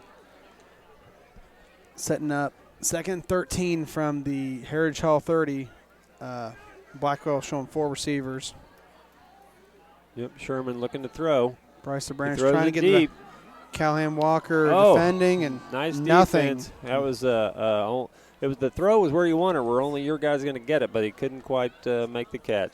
Trying to read the number on the intended receiver. I can read them when I can get their back. I can't read it 9. on Looks like number 9. Number 9, Blake Houston. I can read it on the back. I can't read it on the sleeves. Yeah, or the front is doesn't seem to be very clear. Yeah, it's maybe the front's just a little dirtier. Maybe. A little bit of Oklahoma dirt kind of mixing in with the maroon jersey. All right, Sherman looking to throw the screen pass. He does complete it to number 6. He's running up the field, runs over a Heritage Hall guy, and then runs through another. That's Brady Bertner with the catch. It's a nice play. That's one of the only times that kind of screenplay has worked. We usually snuff it out and there's no gain on the play, but that one was very successful, and they're running the hurry up, it looks like. Lined up on the Heritage Hall 15, 1st and 10, Blackwell. Taking the hand out. Yeah, Sherman with the keeper. Got his hands on him. He can't bring him down. Looks like he does get a gain of 1 or 2. Brought down number 54, Sam Kakish. Nice work, Mr. Kakish. He was trying to run free. He had a couple of guys he ran around, but couldn't quite break free. Nothing more than a yard or 2. Looks like they're going to give him They're going to give him 1 on it. 2nd and 9. Let's see what Sherman does here. They do hand it off. Oh, it's the a fumble. ball's out. Sherman's able to get it, but it's a big loss on the play. Good job by the defense of Heritage Hall. And then brought down by Bryce Sobranis and Derek Sanders in the backfield. It's going to set up a 3rd and very long about for 20. Blackwell. Yeah, sitting at their own at the Heritage Hall 25-yard line. You're right. It's going to be a. It's going to be right at 3rd and 20, I believe. Yeah, 3rd and 21. I didn't see what Charger got in there and was able to poke it out, but it's good defense. You can tell that's been a point of emphasis the last week because Heritage Hall, a lot of people doing a good job of getting hands on the ball. Derek Sanders trying to flush Sherman Bryce out. Sobranis trying to get there. Sherman running out of real estate, unable to get enough positive yards. It's still going to be 4th down and long. Garrett McGinnis trying to get there at the end, but Sherman putting the stiff arm on Garrett out of bounds. Yeah, I mean, I don't know why he ran out of bounds. I mean, he knew he needed a lot more yards than that, but he looked like he was willing to just go out of bounds and play another down on 4th down. 4th and 21 from the Charger 25, and Blackwell going for it. This opportunity for a big stop for Heritage Hall. This is hopefully they can do it. Like I said, this is a difficult task. It looks like Garrett McGinnis is tying his shoe. Just all right, we're ready for play. All right, now Garrett's in. 4th and 21. Come on, defense. All right, Sherman looking to throw. He does throw it deep. Callahan Walker there. Oh, batted away by Callahan Walker. Good defense, number 14. Or was that Strayhorn? Was that 24 or 14? Number 14, John Strayhorn, the intended receiver. Yep. And Blackwell turns it back over on downs to Heritage Hall. It's good job by our defense. So the turnover does not hurt the Chargers. The defense is able to move them back and then hold them. So, Heritage Hall defense has been spot on tonight. I mean, they've had those 2 deep balls that were hard ones to defend because they were just good passes right in the receiver's hand. But all in all, good defense tonight. I mean, that was one of those where making chicken salad out of chicken something else. Nice. All right, well, the Chargers get the ball. They started at about the 24-yard line. We'll see who's in at quarterback. But I see Michael McMullen in the game. We'll see if he and Blake Adams are both lining up. I'm not sure who's the running back, who's the quarterback. Looks like Adams is going to take the snap. He keeps McMullen it. McMullen is his pitch man, but he's a little behind him. Blake Adams keeps it and gets about 2 to 3 yards on the play. Brought down by a Blackwell gaggle, led it by number 23, Clayton Lester. But, yeah, you're right. Michael McMullen, the pitch man, but getting behind Blake, getting the jets on and kind of getting away from Michael, so the pitch option goes away. Right. He couldn't. I guess unless he wanted to change hands and pitch it back inside, but using that pitch option, you want to get it wide to create gap. Yeah, definitely. I just think not as well executed as we've seen him run in the past. But we'll see. We've got Bryce Soberanis in the back, Blake Adams in the shotgun. Blake Adams with the keeper, pitching it way outside to Michael McMullen, who tries to get on it. The ball's still out there. We'll see if the Maroon have it. I can't see who ended up with it. Looks like Blake ended up on the ball. Well, nice job of following the play because that ball was out there too long. But it was a really long pitch, and it was a little bit behind McMullen, who was trying to track it down. You can tell they're trying to utilize the skill that both those guys have at quarterback to create a good pitch option team. But they got to really perfect who's going to be the pitch man and who's going to be the quarterback. Well, we've seen them play both last week and this week. They both have a strong arm and as far as can throw the ball and run the ball, and they want them out there. They're just trying to find the best fit for them. So that's going to be the end of the 3rd quarter. We've got your Heritage Hall Chargers sitting atop the Blackwell Maroons, 49-14, going into a 3rd and 13 from the Heritage Hall 21 to start the 4th quarter. I mean, the defense held them. It's their defense is still looking good. Like I said, we're substituting in some other guys to play, but the defense still playing strong. Absolutely. No, good, clean defense. Offense haven't shown a few kinks to work on with the second team, but clean. We're going to go to a quick commercial and be right back. When you walk into Fuzzy's Taco Shop, you'll know you're in the right place. With the best Baja-style menu in town, we'll have the whole family addicted. Order up. Nachos, tacos, burritos, it doesn't matter. It's like an explosion of flavor in your mouth. We know you've had a long day, and you deserve a break. So, bring the crew to one of the Fuzzy's Taco Shop locations in Norman, Oklahoma City, or Stillwater. Welcome to your new addiction. Eat me. You've come a long way from book reports and worksheets. We have new ways of learning. New ways of creating. It's not just pencils and paper. It's hands-on and interactive. The world is as big as my imagination. And information is at my fingertips. I'm learning to think creatively. I am inspired. I am prepared. I am the future. I'm a Heritage Hall Charger. Learn more about 21st century education at heritagehall.com. Welcome back to Blackwell. We play starting in the fourth quarter. Blake Adams rolling out. He's under duress, makes a long throw, but unable to get enough on it because he's on the run. Intended for Callahan Walker. You're right, long pass under duress. Callahan trying to come back inside to become an eligible receiver for that ball because he was outside Blake's comfort zone, but unfortunately not getting back in time. Pass is short, and we're going to bring out fourth down. Bring out the Heritage Hall punt team for just the second time tonight. Yep, Joe Wheeler in there, and like I said, I like it when he does not get a lot of action. That means the offense is rolling. I mean, I think they probably had to find his helmet. They're like, wait, Joe's going back in? We got to go find his gear. Somebody put his pads on him. Well, hopefully he can get a good leg into this. We've got Blackwell at about the 45-yard line. Nice punt. It's up, and it's going to take a Heritage Hall bounce to about the Blackwell 48-yard line. You know, pretty good field position for Blackwell, but as deep as Joe was, good punt. Yeah, it was a good punt. But like I said, Blackwell lately is starting with too good a field position for me. I like it when they're backed up about their 15 or 10. Oh, I couldn't agree more. All right, and I just want to make that actually a general comment for all people playing against Heritage Hall. I want them to start inside the 15. All right, we'll see what Sherman can do here. He is in the backfield by himself, has the ball, looking for a quick throw. Caught by Christian Watchell. He makes a good move on Campbell Kerr. But he's going to be brought down by Heritage Hall number 54, Sam Kakish. Nice tackle by Sam Kakish, running from the line to go get the receiver. He's just trying to get into the action. That's a nice throw and catch. That's been a good combination, that Sherman to Watchell. All night they've been able to connect. They're starting to get positive yards. I liked it better when they were connecting for no yards. Yeah, when they were getting 1 yard or negative 1 yard on every play. Ball's handed off inside, but brought back down very quickly by Sawyer Counts. Yeah, it's Clayton Lessert on the run there, but not much, but about a yard or so. Going to set up second and they're spotting it still second and 10 or second and 9. Correction, 1 yard gain. You're right. From the 22-yard line? Yeah, that's what they're showing. All right, Sherman back, looking to throw again. He's rolling out, but Sawyer Counts is on him, but he breaks free. He's running Campbell Kerr making the stop right there at the 10-yard line. Yep, that's going to be enough for the first down. And it's going to set up a goal-to-go opportunity for Blackwell. Well, Campbell Kerr saved a touchdown. Once the quarterback scrambled to the left, there wasn't anybody there but him, so he made a great tackle. Derek Sanders getting hobbling off field a little bit, showing a little bit, maybe got a little bit of stinger in that one, getting in the action.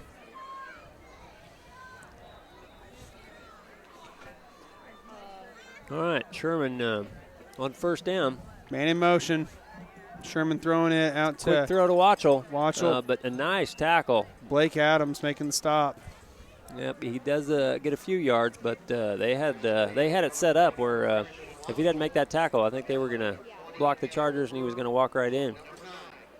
You know, they've seen them going to Watchell in these short yardage situations, and Coach Boger putting 2 men out there to guard, putting Blake Adams out to lend a hand.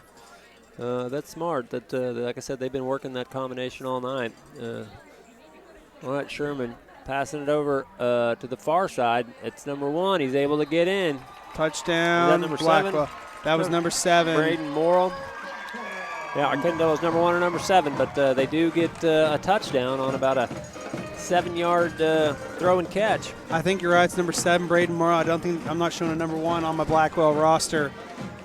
Puts Blackwell at 20 up down to your Heritage Hall's 49. Yeah, it's that short field that keeps helping out helping out Blackwell. They know what to do with the short field, but I want them to have to go 80 or 90 yards to score. They've got a lot of confidence in the short field. Interesting. It's a mental thing, obviously, because in the short field they don't seem to have a ton of issue creating success, but on the long field they can't get there. Yep. But the defense has been out there a lot in the second half, and I don't know if they're getting tired or not. But the Maroons with the short field are able to score. I'm sure there's some fatigue starting to set in for Heritage Hall on defense because our several people being injured off the primary and having to play some younger guys in the starting lineup. Guys that are playing now, a lot of them have been playing every single play of the game on defense. Right. You know, you got to start seeing some fatigue at some point. The Blackwell lined up for the extra point.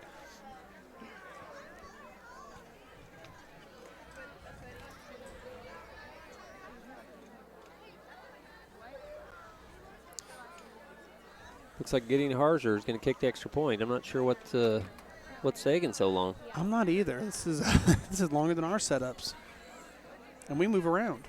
Oh, it's a high snap over his head. He would be smart to just fall on it. Yep, that's Sherman back there, and he does just fall on it. So the point after is no good. Campbell Kerr getting the tackle in the backfield, but yeah, I don't know why he picked it up and was going to move it that deep. You fall on the ball. Yeah, quarterback just wanted to see if he could make a play, but there wasn't anything there but Heritage Hall Chargers. So that's going to be the Chargers 49, but the Maroons score again. They're at 20, so they're within 29, which is a lot of points, but the momentum seems to be swung to the Blackwell Maroon. Heritage Hall with a heavy four possession lead at the moment, but need to clean up a little bit of the offensive game here in the fourth quarter to keep that good and solid. Yep, I mean, we just need to run the ball, see if we can milk some of the clock and just take the air out of the ball and keep the offense out there. I feel like we've seen very little out of Bryce Sobranis in the second half. He's lined up on the field a ton, but we've seen him take very few handoffs. Yeah, I mean, there's been some, miscommunication, I guess, with this the players that have been out there this second half, but hopefully we can get that straightened out. Absolutely. We've got Callahan Walker and Bryce Sobranis, yeah. Yeah, going back as the deep receivers on the kickoff. Sobranis is up, Callahan Walker's down. Is that Sawyer Counts in between them? I can't see. It is Sawyer Counts in between. We definitely anticipating we've got 6 men behind the 35, so or not. Yeah, are they switching sides? They are switching sides. We're on the wrong. Everybody's on the wrong side of the field. Yeah, I think with the change in quarter, they all just lined up on the wrong side. So everybody a little confused there. Got it all straightened out now. Everybody is on their correct ends of the field at this point. Both teams went straight for it too. Yeah, I think. Well, I don't know which team set up first, but the other one was just following suit. Yeah, I don't know. Like you said, I don't know if he's going to kick it deep or they're going to try to get an onside kick here. But Heritage Hall looks ready for either. Absolutely, I would not be surprised to see a short kick here. No, nope. He does kick it deep. It's going to Bryce Sobranis. Yep, let's see him run one back right here. Let's see what he can do. Running to the far side. Bryce is at about the 26. 25-yard line, yeah, 26. Brought down by a gaggle of Blackwell Maroons, led by number 88, Jacob Eckberg. All right, well, like you said, let's see if we can clean up the offense, just kind of go our sustained drive, milk the clock, get a lot of yards. See if we can charge downfield, maybe even put one more on the board before we all book it back to Oklahoma City. I like it.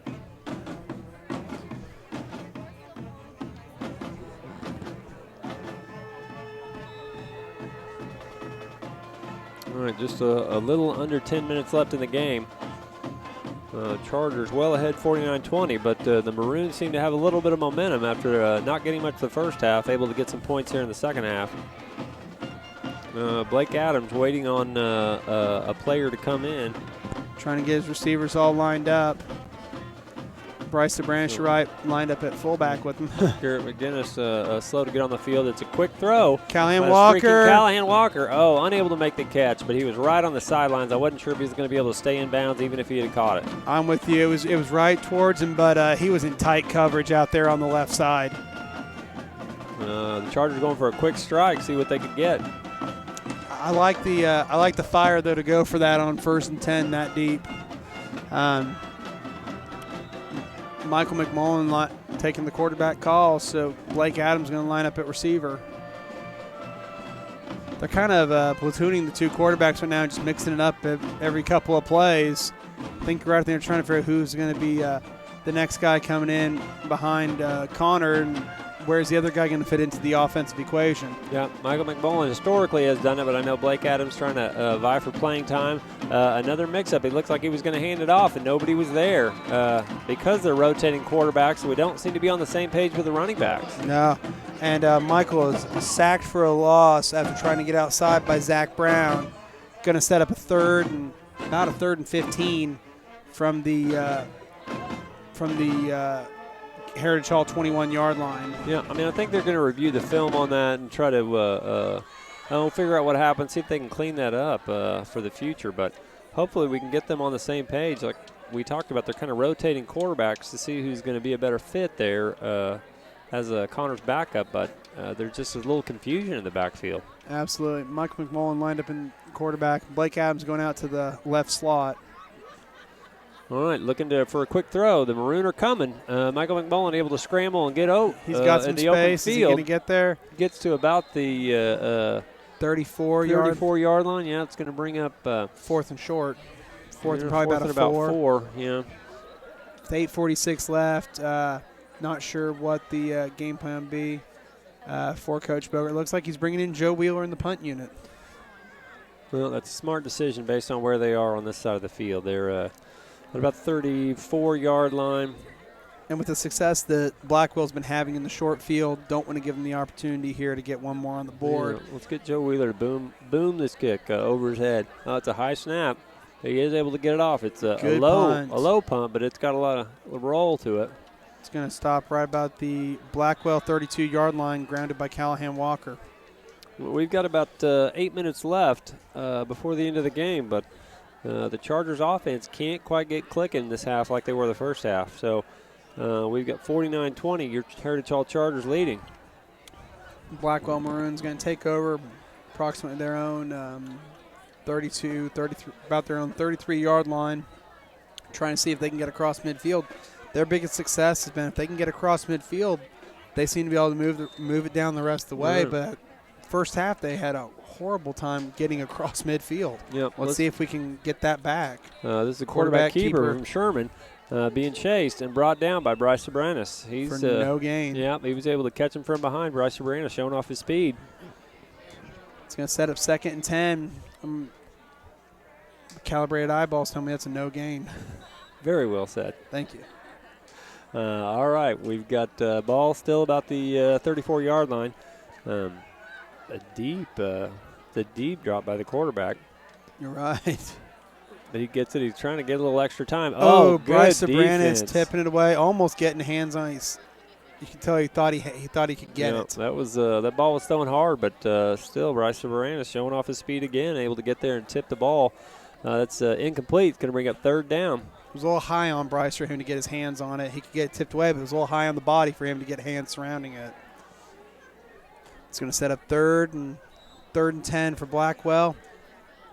See what they go for. Yeah, they're 5 wideouts. Traditional look for them.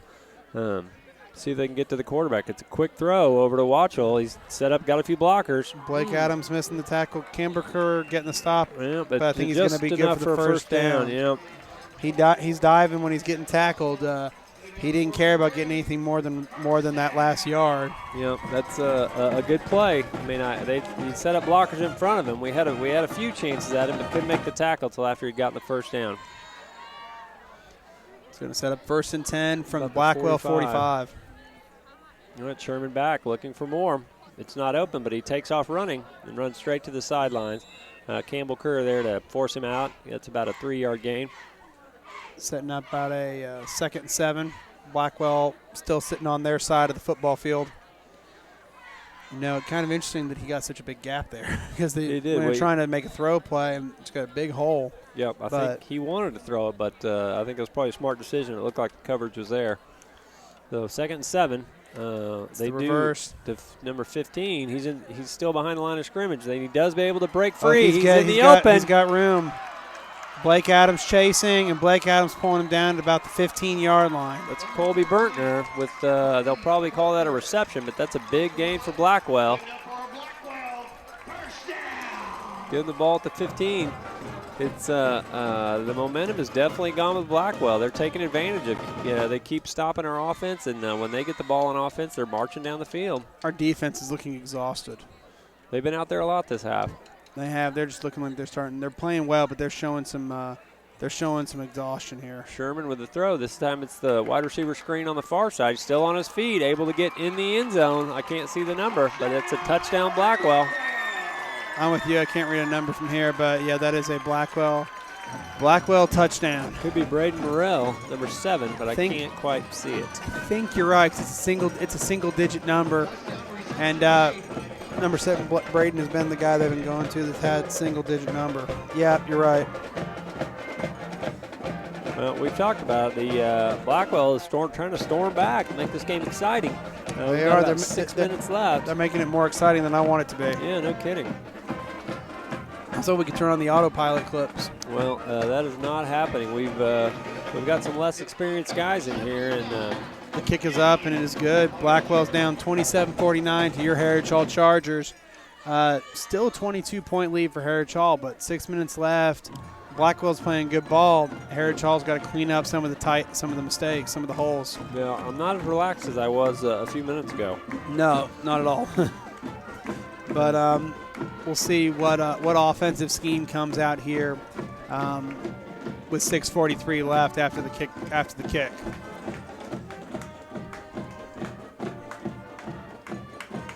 Everybody lining up on their side of the field this time, at least.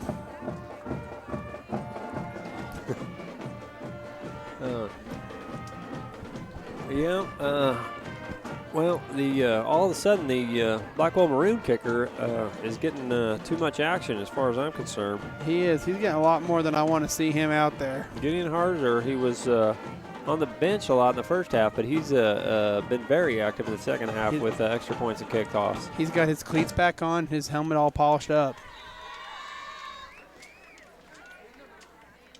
Well, like I said, we've got 6 minutes 43 seconds left. They're kicking it deep again. Bryce Sobranis is going to be the fielder once again. Looking for an opening. He cuts it back to the middle and into the outside. Down to about the 26-yard line. Right about the same spot as he was last time, same side of the field.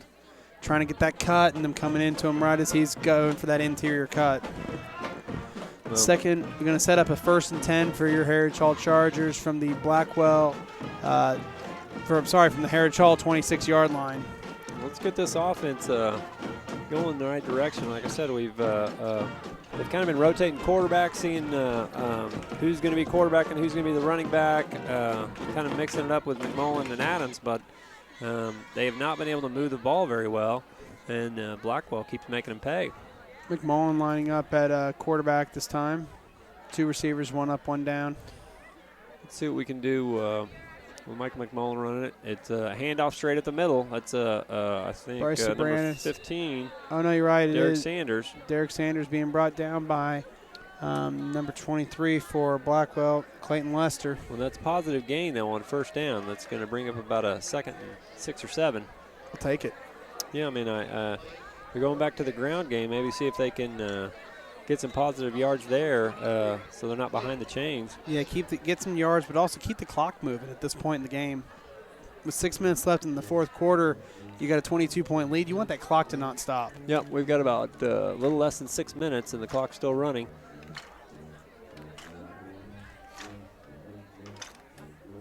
It's a high snap. Another give to Derek Sanders, who's trying to break free and does. Gets to about. He's going to be just short of the 1st down, I think. Probably 3rd and 1. Gets to about the 38-yard line.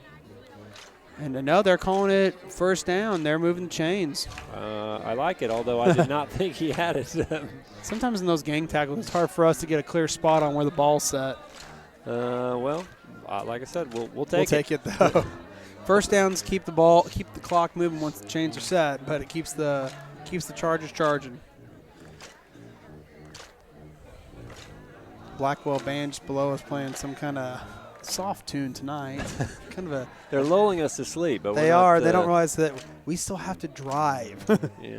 Please don't put me to sleep. All right, it's going to be first down for Heritage Hall. McMullen in the quarterback. Oh, tried to give it to Bryce Sobranis, stuffed in the backfield. Tackle for a loss. It's going to set up 2nd and 13 from the Heritage Hall 35. Bryce just they nail him coming out of the backfield. So we're down to the 5-minute mark. It's 2nd down and about 13 or 14. McMullen still taking the call as the quarterback, waiting for the coaching call. Well, like you said, with the clock running, we're using as much of it as we can. Yeah, 4:40 left here in the 4th quarter. Heritage Hall set up 2nd and 13 from the Heritage Hall 35-yard line. McMullen's lined up at quarterback. Yep, we got Bryce Sobranis, and can't see who else is with him back there. Looks like Blake Adams. It is Blake Adams takes the snap, takes the handoff, and he is tackled for loss as well. Yeah, 2 quick handoffs, but they're moving the wrong direction. I think Blackwell knows we're trying to run it, and they're sniffing that out, sending everybody in the box and everybody trying to get in the backfield. Absolutely, one of those moments where we need to get in there, and one of these things that we need to be cleaning up is some of the second team running. Is that a flag? They just throw a flag? They did. What are we calling? Can't quite tell. Something against Heritage Heritage Hall. Like against Heritage? I think so. Well, this is going to be 3rd and a lot. This is going to be 3rd and a mile. I didn't see what happened or what prompted the flag, but I know Heritage Hall offense is starting to get their offensive line's getting a little frustrated this half, and I don't know if they said something to the referee or what happened. They're going to spot it on the Heritage Hall 15, and first down's up at the 48. So we've got a 3rd and 33 to go. We'll see what the Chargers can do here, but a little less than 4 minutes. It's a quick throw. Oh, and it's picked off. Well, almost as good as a punt, basically. It was a nice pickoff, but that's given a short field to the Maroons, which has not been in our best interest. Zane Wade's the intended receiver, but it's picked off by Zach Brown. Zach Brown's had a good night for Blackwell. We've called his name a few more times than we'd like to. Yeah, I mean, that was a good interception by him, but like I said, it was almost as good as a punt just based on getting the ball out of there. We probably weren't getting the first down, so we're just trying to get something going. All right, the Blackwell's in the bunch formation. Sherman is not in the there's a fumble on the play, it looked like. Looks like Blackwell recovering it themselves. Yeah, that bunch play has just not worked for them. I don't know why they're running it, but they've had a penalty on it. They've had a fumble on it. They're trying to mix it up, but it's just not been successful. It hadn't worked very well, and especially in this opportunity, you think they'd be wanting to go to the air if they have any desire of really trying to get back in this game, because keep the clock stopped if they miss it, if they have an incompletion, but try and get big yardage on each play. Yep, they're not going to win off 3-yard plays. Right, 2nd and 10. Sherman back to throw. It's going to be another screen. It's Tank Love pulling him down. Yeah, Tank Love back in the game. There is a flag on the play. That's number 40. Mike McCleary catches that, but we'll see if it was what the flag is for. First team Heritage Hall defense is on the field. Connor McGinnis is up at one corner. Campbell Curd down. We've got a penalty on Blackwell. Got Dawson Evans playing deep safety, and Tevin McDaniel was rushing the quarterback.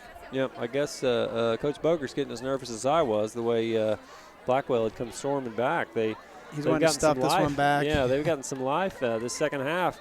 Gotten the short field a few times and made Heritage pay. They're putting some points on the board. Going to set up second and long for Blackwell from the Heritage Hall 49. Yeah, and a little bit more, 20 the 28-yard line being the first down. So they've got about 21 to go. Well, it's second down, and Sherman back looking for a quick throw. I think it's going to be overthrown, and it is. Connor McGinnis trying to chase it down himself, but neither he nor number 7, Braden Morrell. Braden Morrell, able to get there. Yep, he's had a good second half as well. He's got 2 touchdowns. He's trying to look for a third one there. It's going to have third and correction, not 21, 23 from the Heritage Hall 49. 4 receivers lined up for Blackwell. 1 man in the backfield. All right, Sherman back looking to throw. Underthrown. I think it was just a miscommunication between he and Watchell on that one. Yeah, intended for Watchell, but setting up 4th and 23. See if they're going to – no, they're going to punt it away. Interesting call. Interesting play call inside of 3 minutes, but I guess maybe they're afraid of Heritage Hall storming back down and racking a bit more up. But well, it surprises me. I mean, just what have you got to lose at this point? You've got all the momentum. I mean, maybe it's going to be a fake punt. I don't know what they're going to do, but yeah, because the man taking the punt snap is number 24, Christian Watchell. So be prepared for a fake punt run. Blake Adams deep, but we'll see if they're really going to punt it or not. He does punt it. He punts it it's high. Off the side of his foot. And it's going to take a little bit of a Charger bounce. Connor McGinnis picks it up, sort of. Oh, that could be a bad decision. He was in the open field. Oh my goodness, he was in the open field and was going to pick it up and try to run with it. It flips off his hand, and it's Blackwell ball. Oh, Connor McGinnis, that is it turned into a bad decision. He thought he had enough open field where nobody was around him that he could pick it up and try to get some positive yards, but that backfires on him. Yeah, if he tried to flip it up into his hands. Well, it looks like the Maroons still have the ball. First and 10 from the Charger 43. 2 minutes and 41 seconds left. Sherman back looking to throw again. Throws over the middle. Picked off by Blake Adams. Nicely done. The Chargers Blake Adams have the down ball. about the 40-yard line, right about where Connor was trying to flip it up to himself. Oh, mercy. This game's back and forth. I tell you, some of those error plays, though, we've gotten every one of them back. With the exception of the muff punt return, we've gotten every one of those back on the next play. Yeah, very nicely done by Blake Adams. That's a nice interception that'll get the Chargers offense back on the field. Hopefully they can just have a few running plays and wind this thing down. Absolutely. 2:34 left on the clock. Heritage Hall's going to start on their own 39-yard line. Michael McMullen, I believe it is, remaining in at court. No, correction. Blake Adams is in at quarterback. Michael McMullen is in at running back. Yeah, this is you got to be on your toes with the second unit. Bryce Sabranis, unable to get through the hole. No gain for Bryce. Knocked down by number 40. Mike McCleary. Yeah, I mean, that's keep that clock rolling. 2:17 left here at Wheeler Houston Field.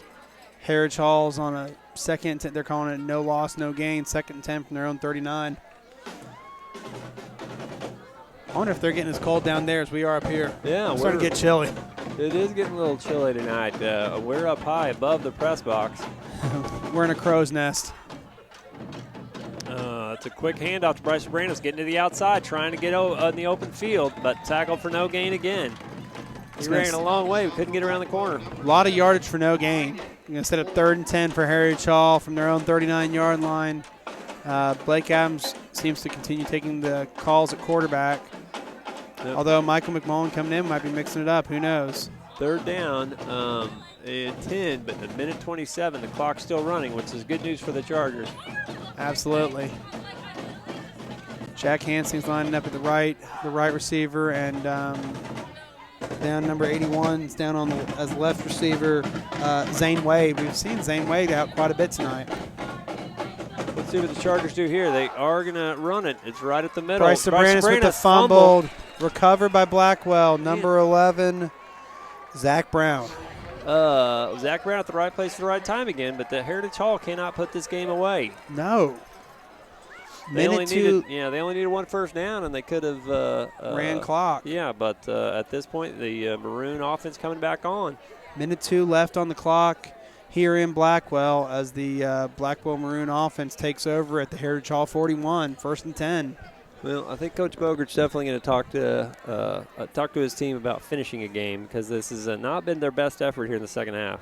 No, first half we were talking about what clean play they had. Second half, not so much. Yeah, quick throw by Sherman.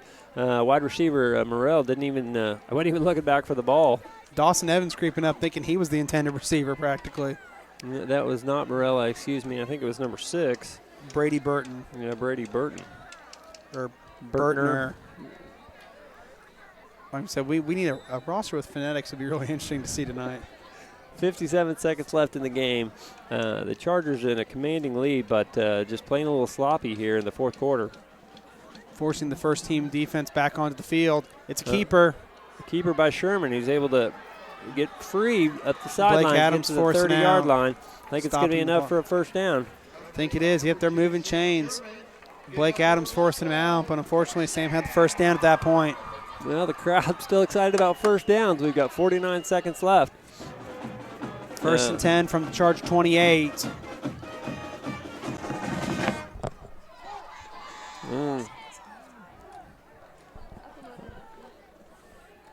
All right, Sherman out there in the shotgun. He's had a much better second half than he had in the first half. They completed a lot of passes the first half, but no gain. In the second half, they certainly got some momentum and some yardage. That's some movement before the snap on Blackwell. Moving the ball back. 48 seconds showing on the clock. I'm getting chilly up here. It's getting a little cool up here in Blackwell tonight. Started off just with like a nice soft breeze before the game, but now it's just dang chilly. It's a little brisk. But it's a good night for football. But, yeah, the fans are starting to leave. We're getting down. We're below a minute. And the Heritage Hall side of the stand is getting cleared out pretty quickly. They're going down field side. They're going to start the car and get the heater on. All right, Sherman with a keeper running to the outside. Nothing there. Falls down. Field tackled. Yeah, the turf got him on that one. 41 seconds, and the clock's still running. 36 seconds on the clock, and looking like Blackwell's going to have the opportunity for one or maybe two more plays. And, not calling timeout, just lining up. Yep, second down. Sherman back there. Looking to throw the deep ball. Now the pressure's coming, so he takes off running. No, he's a pretty good runner. He doesn't do it very often, but he's able to elude some tackles when he does do it. Surprisingly, because you're right, we have seen him take very few attempts, but when he does, not the fastest runner, but good cuts. Yep. Traditionally runs out of bounds. Maybe they want to protect him. He's one of the only quarterbacks they have, so he wants to live to play another day. 12 seconds left on the clock, 3rd and 17 from the Heritage Hall 35. Blackwell going to get one last play off. Showing 5 receivers, expect him to go deep here. Christian Watchell. Christian Watchell with the catch, but he gets it on his knees. And clock is timeout. Blackwell with 2 seconds left on the clock. They want this game to continue. They do. I'm honestly a little surprised to take the timeout when the point differential exceeds the seconds on the clock. I guess they getting their guys some experience on what to do in case it's a close game with little time left. We'll do a scoring recap. We'll run some commercials and then pick our player of the game. We're not going to have any player of the game interviews tonight as it's too hazardous to come up in the crow's nest. But we will just announce a player of the game and do a stat recap on the young man.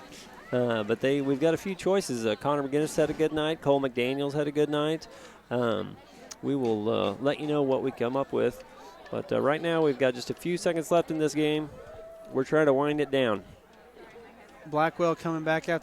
Blackwell offense, Heritage Hall defense coming to retake the field for one last play. If I were a gambler, moving the ball. What? I don't know what they're doing. I don't know what that was. You don't get yards for a timeout, do you? Unsportsmanlike conduct, Heritage Hall again. I'm not sure what they're doing to make the referees so angry, but they have called it on us a few times tonight. Yeah, I'm not quite sure what the call is. Maybe not taking the field quick enough, although Blackwell hadn't taken the field yet either. So I'm not really sure what the what the call was, but I'm sure it's something that's going to have Coach Bogert upset. Looks like they're lining up for a last-second field goal with Gideon Harzer. I'm not sure what a field goal is going to get them, but just a few more points. Although they've also got Sam Sherman coming out there as the holder, so don't be surprised to see some type of a creative play call. 1st and 10 from the Heritage Hall 15. Excuse me, that is correct. That's what the scoreboard was saying, but I didn't believe it for a second. 1st and 10 from the Heritage Hall 15. Sherman lined up as the kick holder, and then, like I said, Gideon Harzer coming in as the kicker. But we'll see what happens on this last play of the Blackwell Heritage Hall football game. Yeah, about a 31-yard attempt if they actually kick it. It looks like they are going to. It is up and no good. A little bit short. It is a little short and a little left. Had enough air under it, as his traditional kicks do. But that's going to wrap this game up. It's your Heritage Hall Chargers 49, the Blackwell Maroon at 27. So a good game. Heritage Hall had a great first half, a little bit sloppy in the second half. But they do get the victory here in Blackwell, 49-27. So we're going to go to commercial, and we'll come back with a recap and quick analyze, and then we're going to head back to Oklahoma City. Head on down to the Charger Court to buy your latest in-school apparel. Range from t-shirts to sweatpants and even those nifty bleacher seats. You'll always find the perfect Charger gear. Not only will you show off your Charger pride, but you'll be helping improve the school in many ways, such as classroom and activity funding. Come Monday, Wednesday, Friday, 10 to 2. Tuesday and Thursday, 10 to 4. And don't come Saturday and Sunday because we won't be there.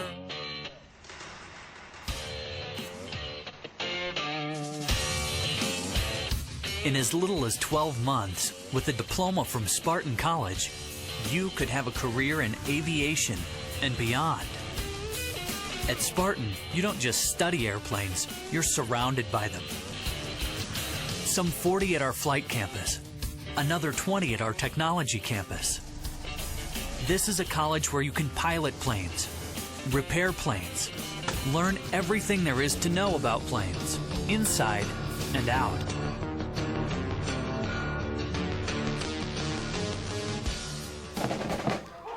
Welcome back to Charger Vision, live from Wheeler Houston Field in Blackwell, Oklahoma. Your Heritage Hall Chargers have just extended their season record to 4-1 after defeating the Blackwell Maroons 49-27.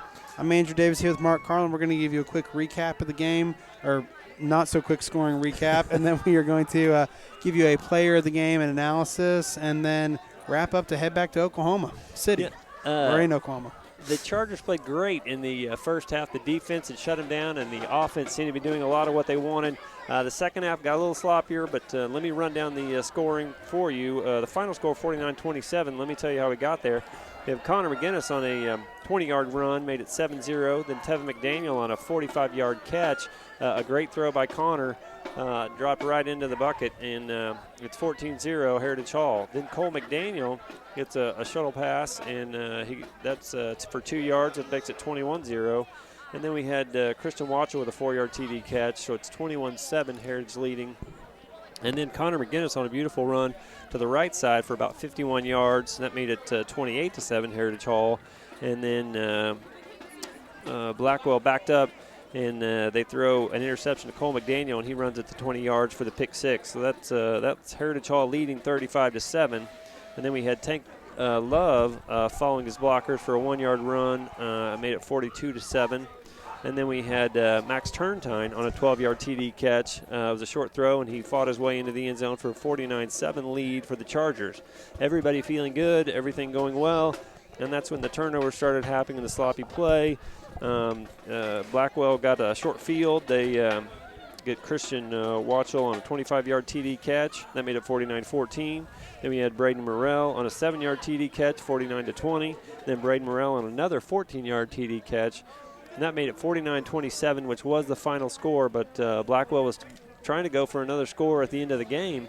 as the clock ran out, but it was 49-27. Heritage Hall played very well. They just got a little bit sloppy in that fourth quarter. What did you think, Andrew?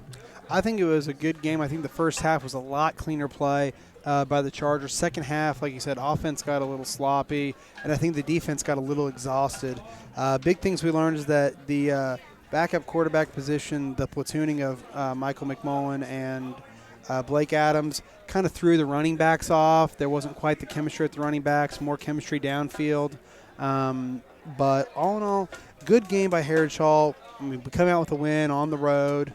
When you're playing somebody at their home on senior night, you know they're coming out to play hard, and I think Heritage Hall did a good job. Yep, it is a victory, so we don't want to throw stones, but I think Heritage Hall could have played better in the second half, and I think Coach Boger definitely has something to work on a little bit this week. We've got homecoming next week with Perkins.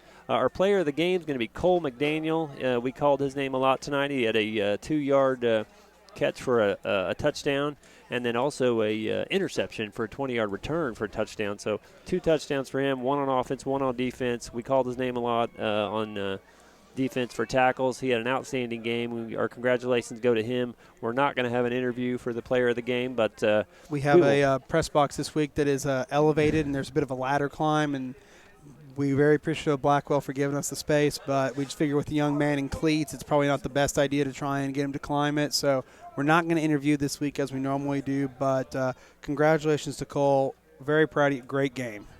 All right, we appreciate you guys watching Charger Vision. That's going to wrap it up for us here in Blackwell, and we appreciate you watching. Heritage Hall wins 49-27. We'll see you guys next week at homecoming. Thank you so much.